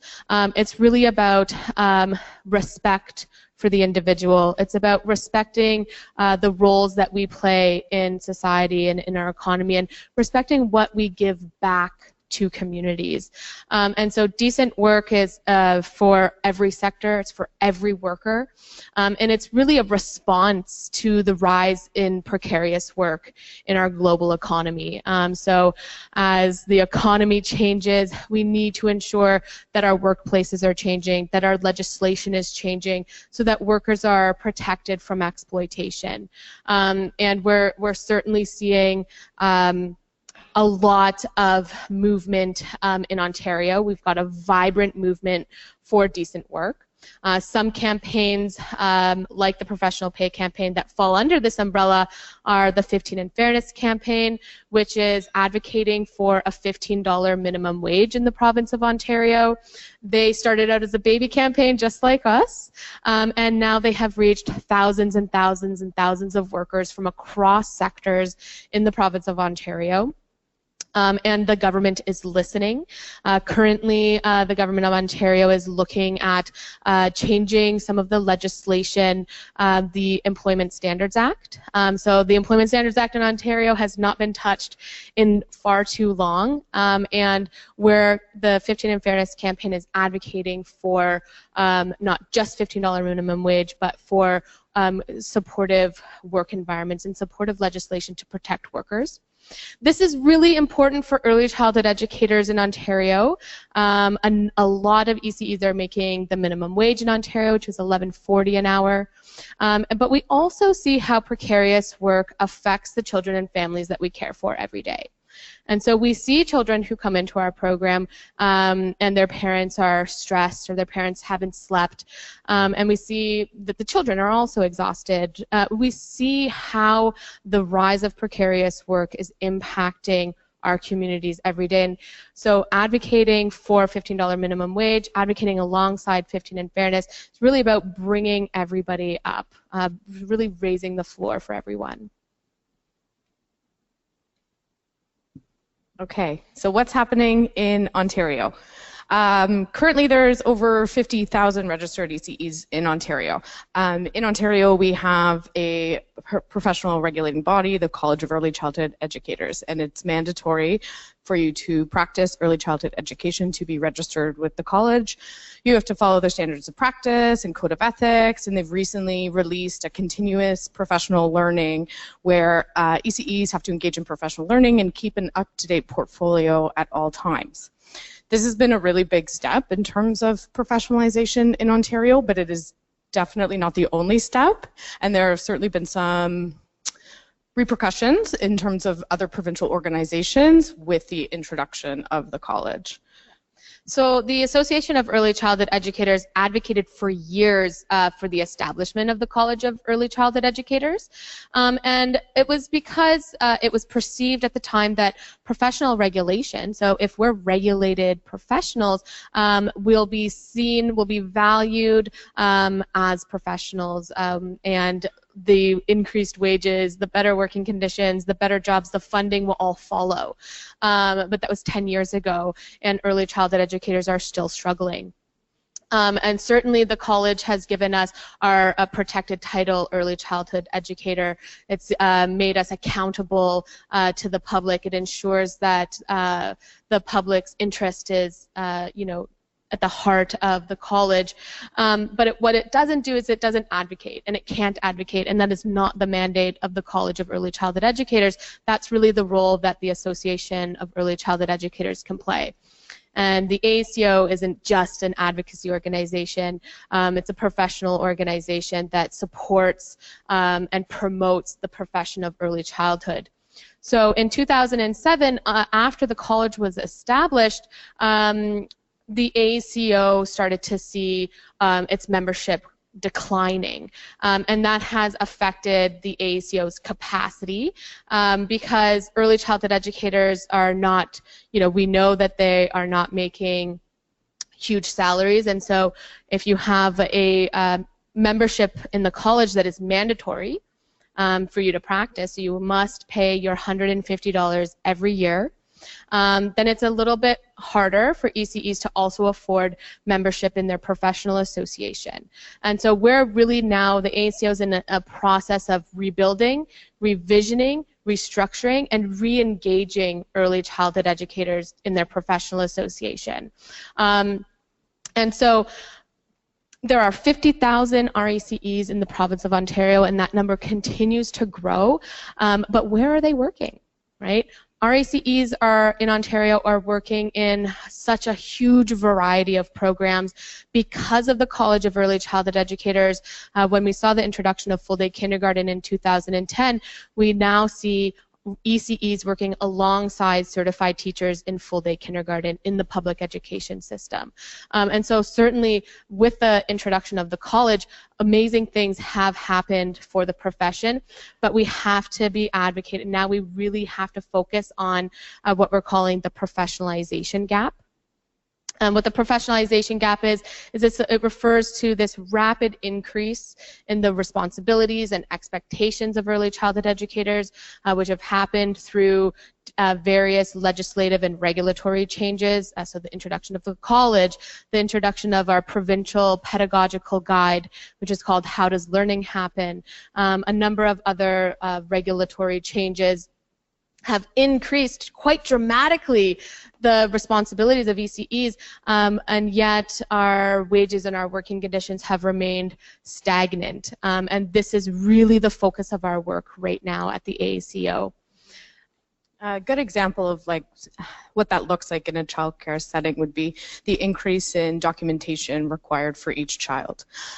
But that doesn't come along with increases in programming time or time off the floor to do this. So you find ECEs are working through their lunches, they're working on the weekends, they're working in the evenings to prepare materials so that they're meeting all these requirements, but they're not seeing any added benefit, right? They don't have the time to do it, and they're not getting paid more money to do it.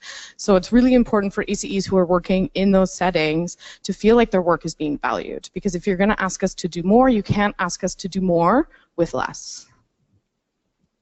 So currently in Ontario, 24% of registered early childhood educators earn less than $15 an hour.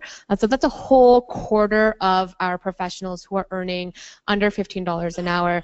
$15 is certainly not what we consider a professional wage, but we would like to see nobody making less than $15 an hour. That's why we're really supporting the 15-hour minimum wage.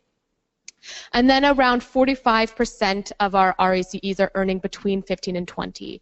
And certainly there are educators, ECEs in the province who are making more than that, who are making closer to $25, $26 an hour.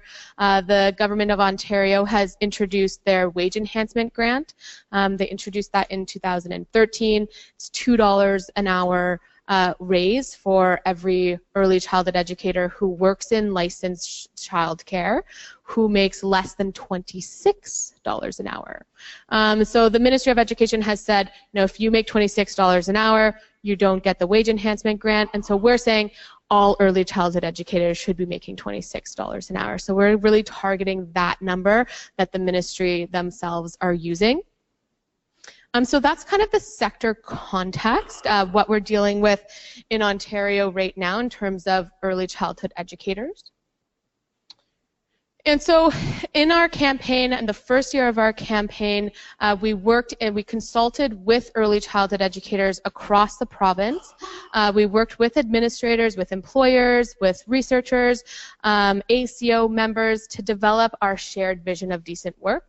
To say, what is it that early childhood educators need to be able to continue working in this sector, right? So what do ECEs need to feel supported, to feel valued as professionals? And so what that looks like is fair compensation, full-time stable jobs, health benefits, pension coverage, supportive work environments that promote quality, so having a staff room we met with lots of ECEs who said, my center does not have a staff room, I eat lunch in my car, or I don't eat lunch at all. And so that's really important that early childhood educators have a place to go where they can have lunch, they can have a break. The working with young children is mentally demanding, it is emotionally demanding, it is physically demanding. It's very important for ECEs and for staff to have a place to relax. We have early childhood educators who are working within schools, so childcare centers located in schools, and they're prohibited from using the school break room, right? Yes, yeah. So, so we're really trying. Yeah, right. Good. Please yell it out. Where's the equality in that, right? And so we're also asking for paid preparation time. Our pedagogical framework is requiring us to do more documentation, more pedagogical programming, more research. Right? We can't do that on the floor. Like there's only so much that an ECE can do in their day, and we need paid preparation time away from children. So my own experience working in this sector is that I did my pedagogical planning and my program planning and my documentation in that 15-minute window when the children are sleeping and I've cleaned up from snack and it's pitch black in the room, and so I'm like trying to see my papers, and that's not what we think professional working conditions look like. It also means equitable access to ongoing learning opportunities and growth. It looks like a strong professional community, so having a strong professional association, public recognition and value for the work that we do, and increased access to collective bargaining. So union density for ECEs in Ontario is quite low, and we'd like to see more access to joining a union for early childhood educators. Adequate representation and power in the process of change in our sector. We would like to be consulted when the ministry wants to make changes to our ratios. We want to be consulted when the government is making changes to things that impact our day-to-day work and things that impact our sector.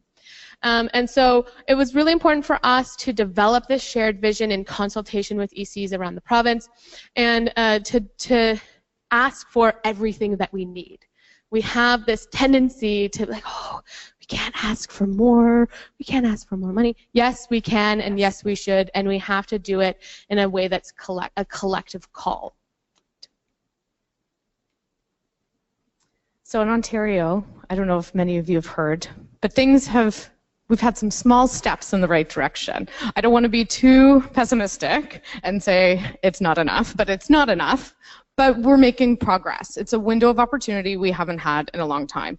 Like the federal level, we finally have a federal government that's willing to make some investments into childcare for the first time since the dark days of Harper, right? So that's encouraging. It means there's progress to be made, and we have a place in that progress. So what's going on in Ontario? In the speech from the throne, the Ontario Ministry of Education introduced that they were going to create 100,000 new licensed childcare spaces over 5 years. That equates to about 20,000 new jobs for RECEs, which is huge. But what's really important right now, and with this movement, is that we are a part, ECEs are a part of saying, this is what these jobs need to look like. We don't want 20,000 of the same low-paying, precarious work, split shifts, no programming time jobs. Enough is enough, right? We need new jobs with professional pay and decent work. So it's a really critical time for this movement to be getting off the ground, because we need to have the ear of the ministry when they're making decisions about what's going to happen with these new spaces. So most recently in the budget, they announced 24,000 spaces to roll out over the next year, which is great. And they've attached some money to it, which is great. But they haven't addressed the workforce at all, which is a problem. Except this quote from the minister responsible for early years and childcare. And women's issues. Yes. So Minister Indira Naidu-Harris, who we've met with a number of times, who is certainly well-intentioned and well-meaning and wants to work collaboratively for the sector. We do feel that from her very much. And so she said when they announced the funding for the 24,000 spaces this year, An important pillar in our upcoming framework includes new ways to support the workforce, our early childhood educators, and provide opportunities for our world-class ECEs. And that's got a nice ring to it. Whoever wrote her speech did a good job. But we really want to know the details of this. So with the announcement of 100,000 new spaces, 20,000 new jobs, new funding, they're also working on a renewed framework for the early years and childcare sector. That framework is said to be addressing affordability, accessibility, quality, responsiveness. That's it, right? And so it's not specifically addressing the needs of early childhood educators. And so that framework is forthcoming, and we're very, very hopeful that they're listening to us, that they're hearing early childhood educators calling for improved wages and improved working conditions. And so we're at this moment right now where we're trying to work collaboratively with government, but we're also trying to push them to do more and to do it quicker.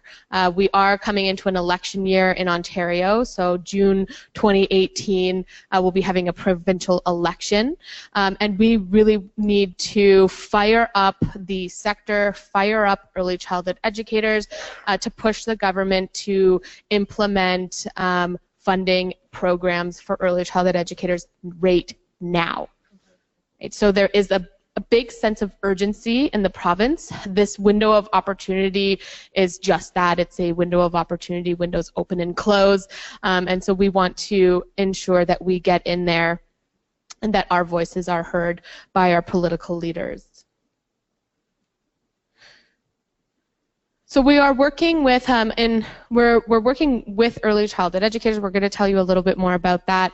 But we've also convened a task force. So the AACO has developed a strategic action plan. We've convened a group of strategic thinkers to join our task force. So we've included some early childhood educators who are AACO members who are very actively involved in their communities and in their workplaces. We've gotten together some researchers in the field, experts in the field, policy experts, some union researchers, all around the table to talk about how we can support early childhood educators in their quest for better wages and better working conditions.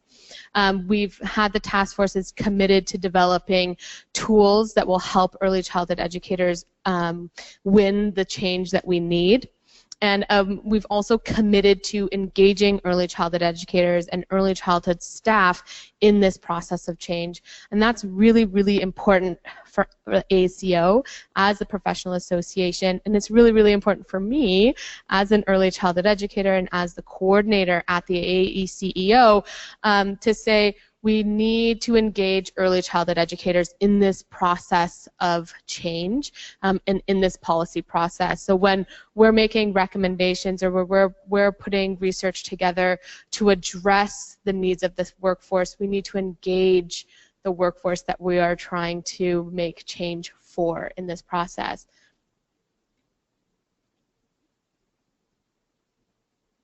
So how are we doing this? That's the big question.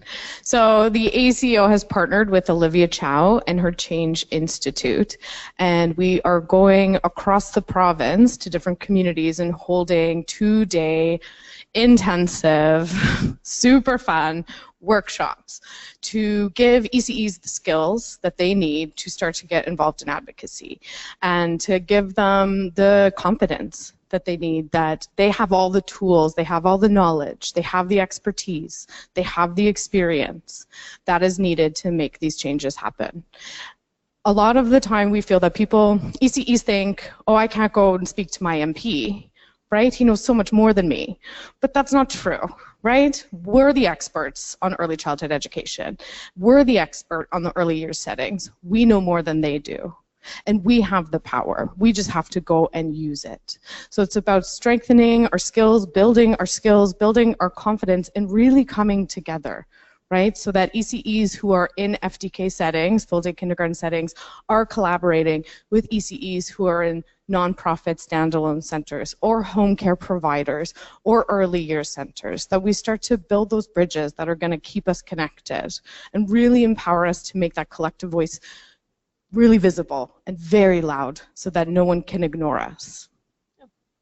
And so the image that we have here is a snowflake, and that's really what our goal is with the training that we're providing to early childhood educators, is that it's based on the snowflake model of organizing, which means that we're developing local teams of early childhood educators together with childcare staff, together with parents and other engaged community leaders to develop local kind of chapters of our provincial campaign for professional pay and decent work. And this is really to empower early childhood educators in local communities. So early childhood educators in the City of Toronto or in the Greater Toronto area face completely different local issues than early childhood educators in Sudbury or Thunder Bay or other northern or remote communities in Ontario. And so we are visiting, we've done 2 training workshops already, one in the City of Toronto, one in the City of Ottawa, and we're getting ready to go up to Sudbury next. So Sudbury is kind of northern, here from Sudbury, yay! Sudbury is kind of northern province. We're also visiting Waterloo and Thunder Bay as well, which is another northern province. And this has been really exciting because, like I said, the ACO is more limited in our capacity than we have been in the past. And running a campaign with just one spokesperson is not very effective, and so this is allowing us to put boots on the ground, to put feet on the ground, to get early childhood educators working together to ensure that our political leaders are hearing our message and understanding our call for action or our calls for change. Working with Olivia Chow is absolutely amazing. She has been supporting our campaign. She believes in our campaign, and she believes that we can build an ECE-led movement. And so she is really supporting us. She's coming to all of the trainings with us. She does all of the lectures and all of the organizing with us to ensure really, really successful training workshops. So we'll tell you a little bit more about it. Some of the goals, so this is a picture of our Ottawa group. I don't know if you can see it, but we've had really great turnout. So both in Toronto and Ottawa, we had around 35 participants. One of our goals was to bring ECEs from different parts of the sector together, and we have been reaching that goal, which is very exciting. It's very empowering for ECEs to hear the stories of their colleagues who work in a different setting. Right? It's very empowering to see early childhood educators coming to our training program who already have high-paying jobs, who already feel very supported in their work environment. And so we're really attracting a good variety of participants for our training, and that was one of our goals from the very beginning. So we're working to build local teams by connecting early childhood educators, staff, parents, and other allies. We're strengthening our collective voice through AECEO membership. This is a key part of our campaign this year. All of this is funded by a grant, and so if we don't really start pulling together as early childhood educators to support our professional association, we may not be here in the years to come to support this work. And it is so vital for early childhood educators to have a strong professional association that can advocate for them, that can support the profession and promote the profession. We're adding people power to our campaign, which is really exciting for me as the coordinator of the AACO, because it's putting us in touch with so many ECEs across the province who are excited to get involved, who can't wait to hold their first action. And that's awesome for us because we can't be everywhere all the time, right? And so I don't get an opportunity to go to every community every year and to meet with ECEs. We're supporting local childcare actions and campaigns throughout the next 18 months. So we're front-loading this training. We're doing them all this summer and fall so that we have some strong networks by the time we get to the provincial election. Right, so we're really focused on organizing early childhood educators and movement building. We're ensuring that we raise this issue of wages for the early childhood sector and to ensure that political leaders at every level and in every party understand and support our issue. So one of the most important pieces of this training is sharing your story. And we're going to show an example, but first I'll tell you a little bit about why we think it's so important. Given that ECEs feel often disconnected from each other, and they feel like they may not have all the knowledge of the political landscape or the systems of government to speak to these issues, it's really important that they understand that everything you need to advocate for the change you want to see already exists in your body of knowledge. You have your experience, you have your knowledge of child development, and you have to share it with other people to engage them, to bring them along. If I come up to you and just say, you know, early childhood education is really important for children, and give an economic argument for investing in it, that might not do much to get you to join my movement or to get you to sign my petition. But if I tell you a story that you can relate to, that speaks to a specific child and the specific circumstance and what we saw happen and what did we do? How did we change it? Then I might inspire you to sign that petition. You might come to the next meeting. So it's really about using your knowledge and your experience to engage other members of your community and bring them into the movement. I'm not getting sound on this video. I'm not sure. It's good? And I am a very proud So my name is Cadence, and I am a very proud registered early childhood educator. And I was really lucky after graduating from Sharon College. I was able to get a job right away at this beautiful center in this residential area. I was so excited to get started implementing all the things I learned in school. I fell in love with the kids, I fell in love with the parents, and I just fell in love with the center in general. So about a month into working at my center, the reality of our field kind of sunk in for me. This was a specific day where I was pulled into my director's office with the director there and our cook, and I was accused of overfeeding the children in my classroom. I was devastated. I don't understand why anybody would limit what a child is eating. And it's something that we learned about in school, that children know when they're full, they know when they're hungry, and if we limit what they're eating, they're not going to trust their bodies. So I made sure that I told my director this. I said I didn't agree with what they were saying, and I left the office. And that's when I started researching into why this was happening at my center, what was going on. And I found out that my center actually had a budget for children, they were only allowed to eat $1.50 a day. I was appalled because I know how much my parents were paying for childcare. I worked in the toddler class. They were paying just under $1,500 a month for childcare, and only $1.50 a day was going to their food. I don't know where the rest of the money was going. It wasn't in my pocket. It wasn't going towards the children, so it had to be going somewhere else. After realizing this, I decided to go back to school and see what was going on in our field and why this was happening. And I found out that this was not just my problem, but this was a norm of our field. I learned about the dangers of for-profit childcare and what it can do to our children. It takes away from the quality of our center and focuses more on the money. So with the new expansion of 100,000 jobs in Ontario, or 100,000 spots in Ontario, we have to ensure that they're going to non-profit childcare centers. because we can't afford to make a profit off of our children.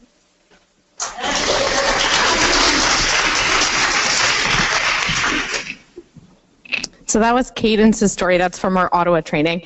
And we really like Cadence's story because you can tell she's a little nervous, right? As you all would be. And you can tell it's not perfect, but it's honest and it's real and it's her experience, right? And that really connects you to her.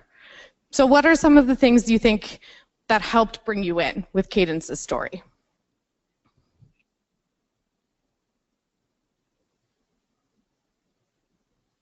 When she was talking about the food and the cost and comparing it to the amount she knew her families were paying. Yeah.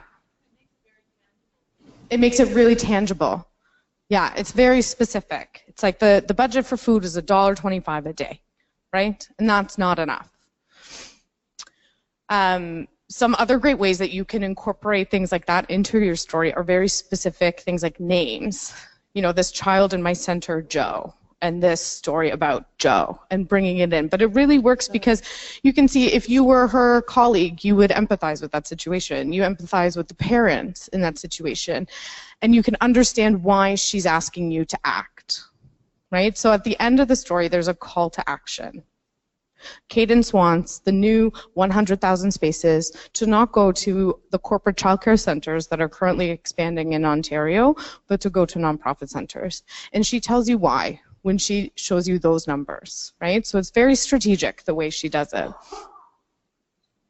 So there's 3 elements in the story, or that are parts of sharing your story that we're going to talk about. Before we do that, I just want to note, so Cadence talked about, she said, the dangers of for-profit childcare, and I just wanted to say that our campaign is not focused on nonprofit over for-profit, and we know that in Ontario, certainly, there are a number of commercial providers, there are a number of for-profit providers who do everything that they can to ensure that their staff are well supported, to ensure that they pay their staff as much as they can. And so we don't want to draw battle lines in the sand between one provider over another.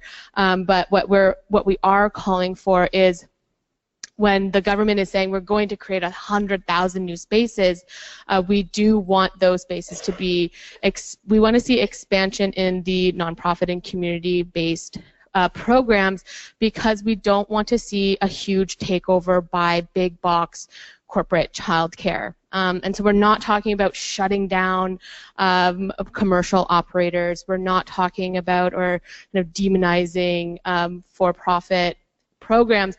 We're really talking about is when we're increasing spaces, when we're putting new public money into expanding our programs, that we want to limit that to nonprofit and community-based organizations. So I just wanted to make that clear. Yeah. When all these spaces open up, is there going to be a mandate or somebody watching these centers saying, okay, it's going to wages, it's going to public care, it's going to feeding the children poverty or whatever? There's going to have to be somebody to monitor these centers. That's our getting and getting funding. We definitely want to see, more. We're not sure exactly how it's going to work. We're still waiting for the renewed framework, which we're hoping will tell us a little bit more information about how they're expanding and about, and certainly we know there's not a huge appetite with the provincial government to see a large expansion of big box childcare. So, but we know that if they hear that there's a huge expansion, that they're interested in expanding, and they're able to do it very quickly as well. And we certainly want to ensure that the new money for this expansion is going right to children and families and not into the pockets of big box childcare programs or organizations that are, trading stocks on the TSX and things like that. And so we have suggested to the province of Ontario a moratorium on licensing of for-profit childcare, and we're not sure exactly how it's going to play out. So we're waiting for that framework, and we're waiting for more details as well. So back to, yes?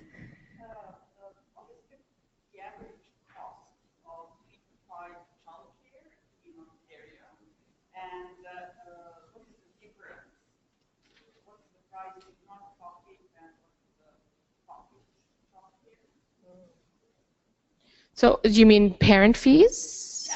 Yeah. And so I'm not exactly, like, I don't have an exact number. I know parent fees really fluctuate based on where you live almost. And so Ontario has the highest childcare fees in the entire country. So in the city of Toronto for infant care, parents are paying upwards of $2,000 a month. And that's nonprofit and for-profit. And so I'm not exactly sure if there's a huge difference, but where we see a difference is in like accident reports and things like that, if you look at, if you wanted to compare. But in terms of actual parent fees, I'm not sure what the difference is. Yeah, and another way we see a difference between nonprofit and for-profit centers in Ontario, especially when we're talking about these large corporations that are just popping up around Ontario. We've had a huge expansion this past year, is that it really comes down to the working conditions and the wages for the ECEs in those settings. So in a nonprofit budget, typically 80% will go to staff salaries. And one way that a for-profit can make a profit is to cut back on the amount that they're paying their staff. So that's one of the ways we see a difference. Also working conditions for the staff, higher turnover, so more difficulty with recruitment and retention, which we know those relationships are critical to the quality of the center. So when we see ECEs leaving and coming frequently due to low wages, due to working conditions, then that's really where the difference is heightened when you're comparing the two. It comes down to the quality. Okay. So back to our Sharing Our Stories campaign. So we're, this is a big focus of our campaign this year, is to get early childhood educators talking about their experiences in the sector and connecting their story with the broader sector, and then also connecting to a call to action.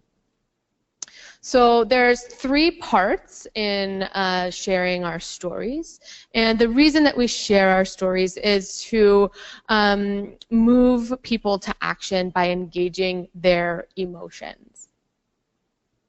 So you start with a portion about yourself, so some sort of questions, and I don't know if you want to jot down some notes for elements that would be in your story. I think we'll have time to do maybe a couple, but elements that relate to yourself. So what brought you to the early childhood sector? Why are you here? Why is this the career that you chose? What do you love most about being an ECE? What challenges have you faced? So a story that really gives in like a minute this quick little brief detail about who are you and why are you here, right? Next, you want to move to a story about us. So what connects us? What's going to bring you and I to the same page, right? We're both in different settings. We work with different communities. We have different challenges, but are they? Likely not. Likely something I've experienced or a challenge I faced you can relate to and you can connect to. So that's going to connect us when I'm sharing my story with you. So that brings us together.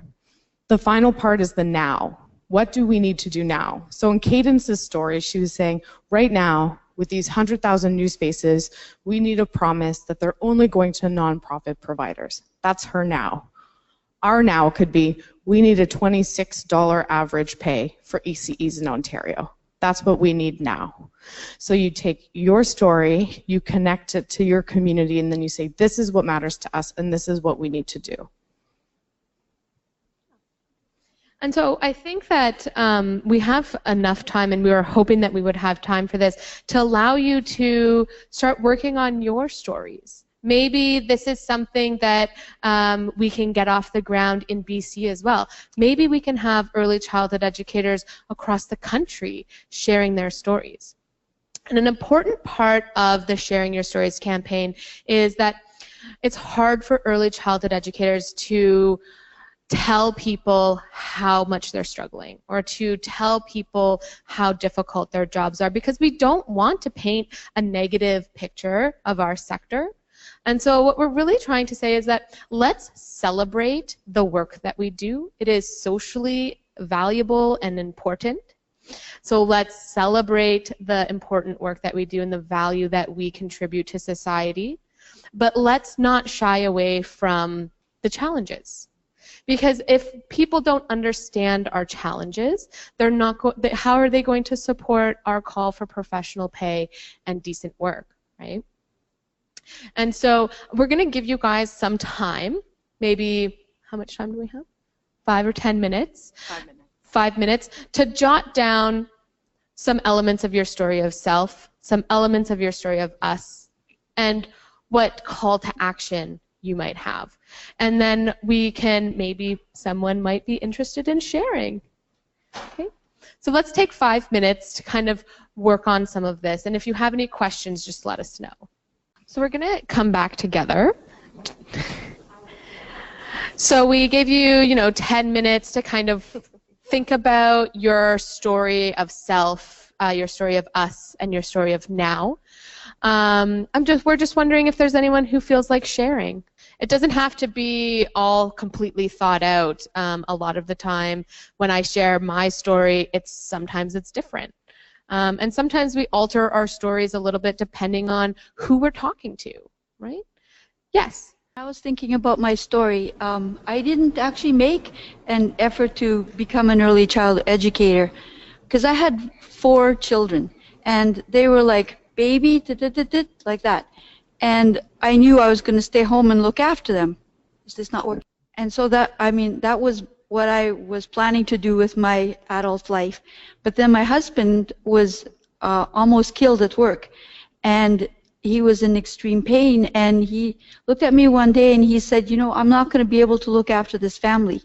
So it's up to you. And I thought, okay, well, what can I do? My neighbor, he came down shortly after that and he said, you know what, I'm seeing all these kids in your yard because you've got the neighbor's kids playing in your yard. You should go to school. And you should go to school and get your ECE and then you can charge all these parents. I thought, yeah, sure, okay. I don't have a car. I didn't think I could do it.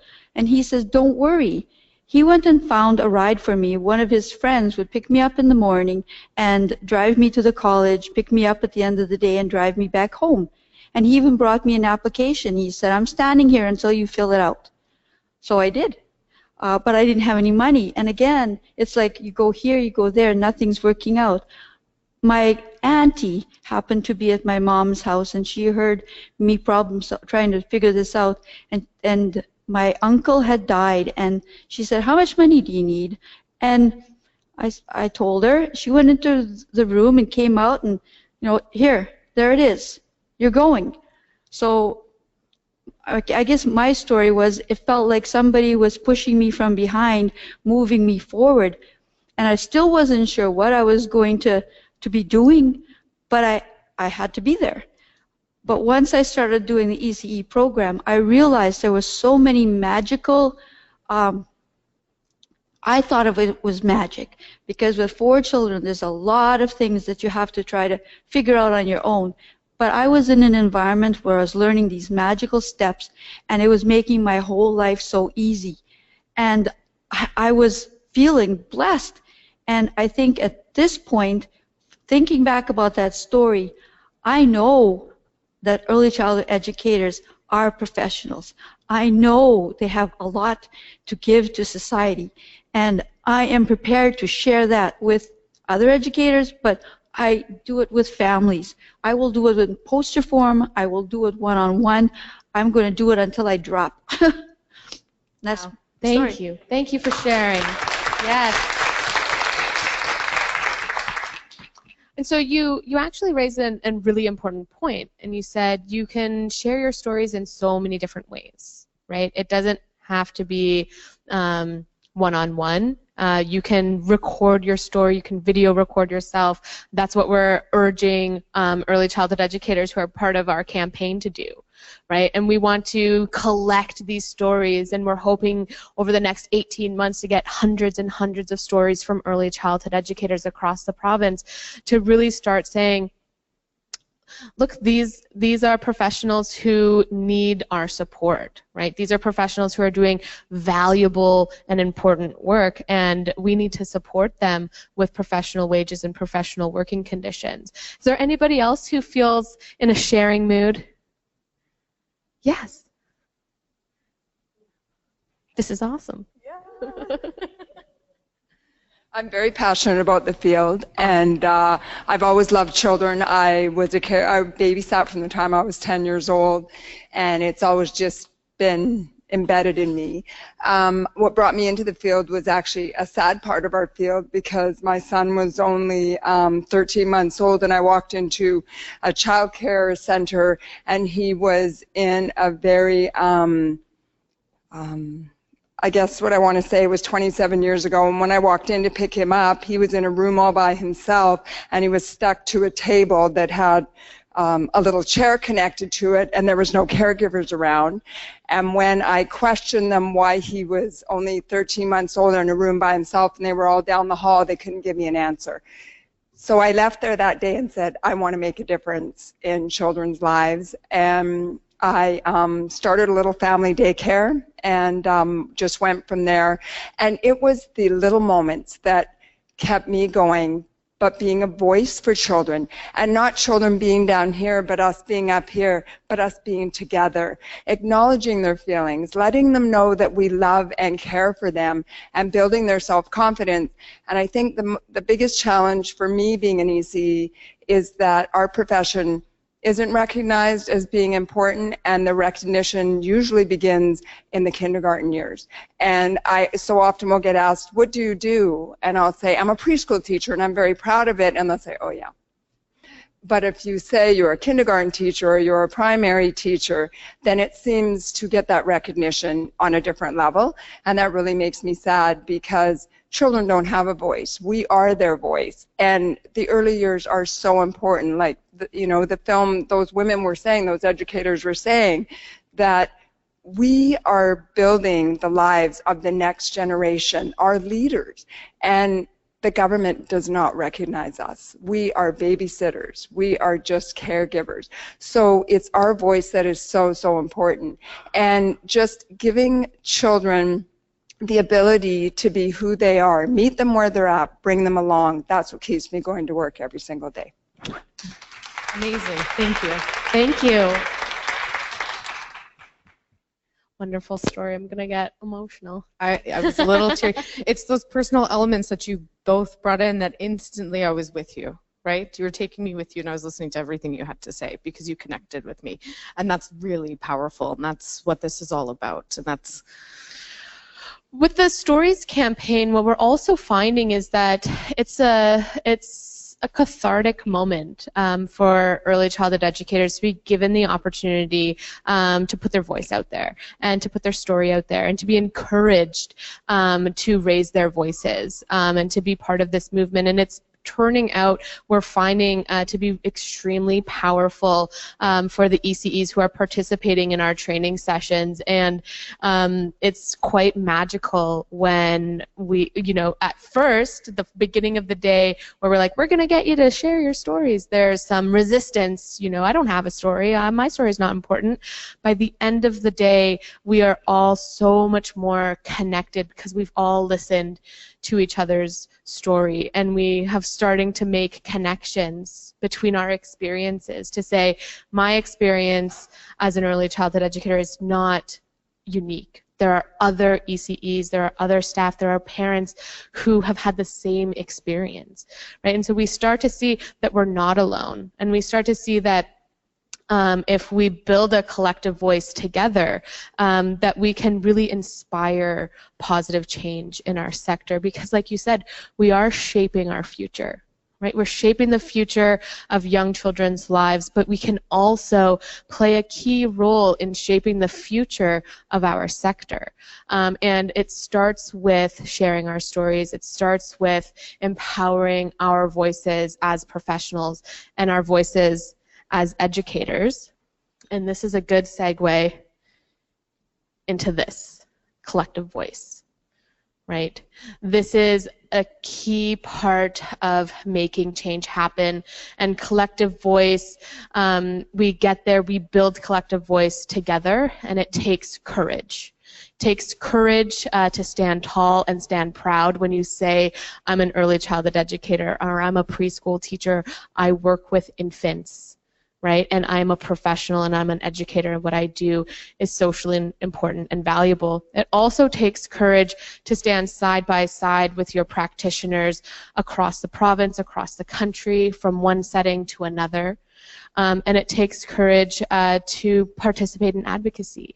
Right, to say, I'm exhausted at the end of the day, I'm exhausted at the end of the week, but I'm going to go to this meeting or I'm going to go to this rally and see what it's about. I'm going to put myself out there even though I have all of these challenges and all of these barriers in the way, right? And so we do have to push each other, to push ourselves, and we can do it in a way that's really supportive, right, and that's really empowering. And so, like I mentioned earlier, our task force is helping us to develop recommendations. It's helping us to develop a decent work charter for the early childhood sector. And an important part of that is that we want to engage early childhood educators in that process of change in an authentic way. And so building these snowflakes and building these local teams on the ground is going to allow us to connect with them when we have a draft of our recommendations.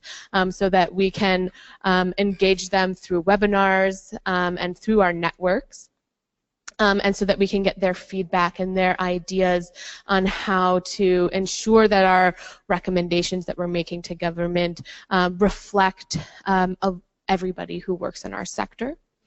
And sharing our stories has is a big part of that, because we're going to share our stories and then also have a collective call to action once we have our final recommendations together. So we're going to end with this. Is professional pay for early childhood educators a radical idea? What do you guys think? No, of course not. It's not a radical idea that we would pay our educators who care for and educate our youngest and most vulnerable learners a professional wage. But it is perceived as that a lot of the times, because we are a female-dominated sector. The work that we're doing is considered care work. It is care work. It's a huge part of what we do. Education happens through caring relationships, right? And so the challenge that we have is to tell people, is to break through this idea that we can't ask for a better pay for early childhood educators, right? And it's a challenge to say this is not a radical idea. This is something that's long, long overdue. And that's it. Thank you so much for joining us today. I don't know if we have time for questions.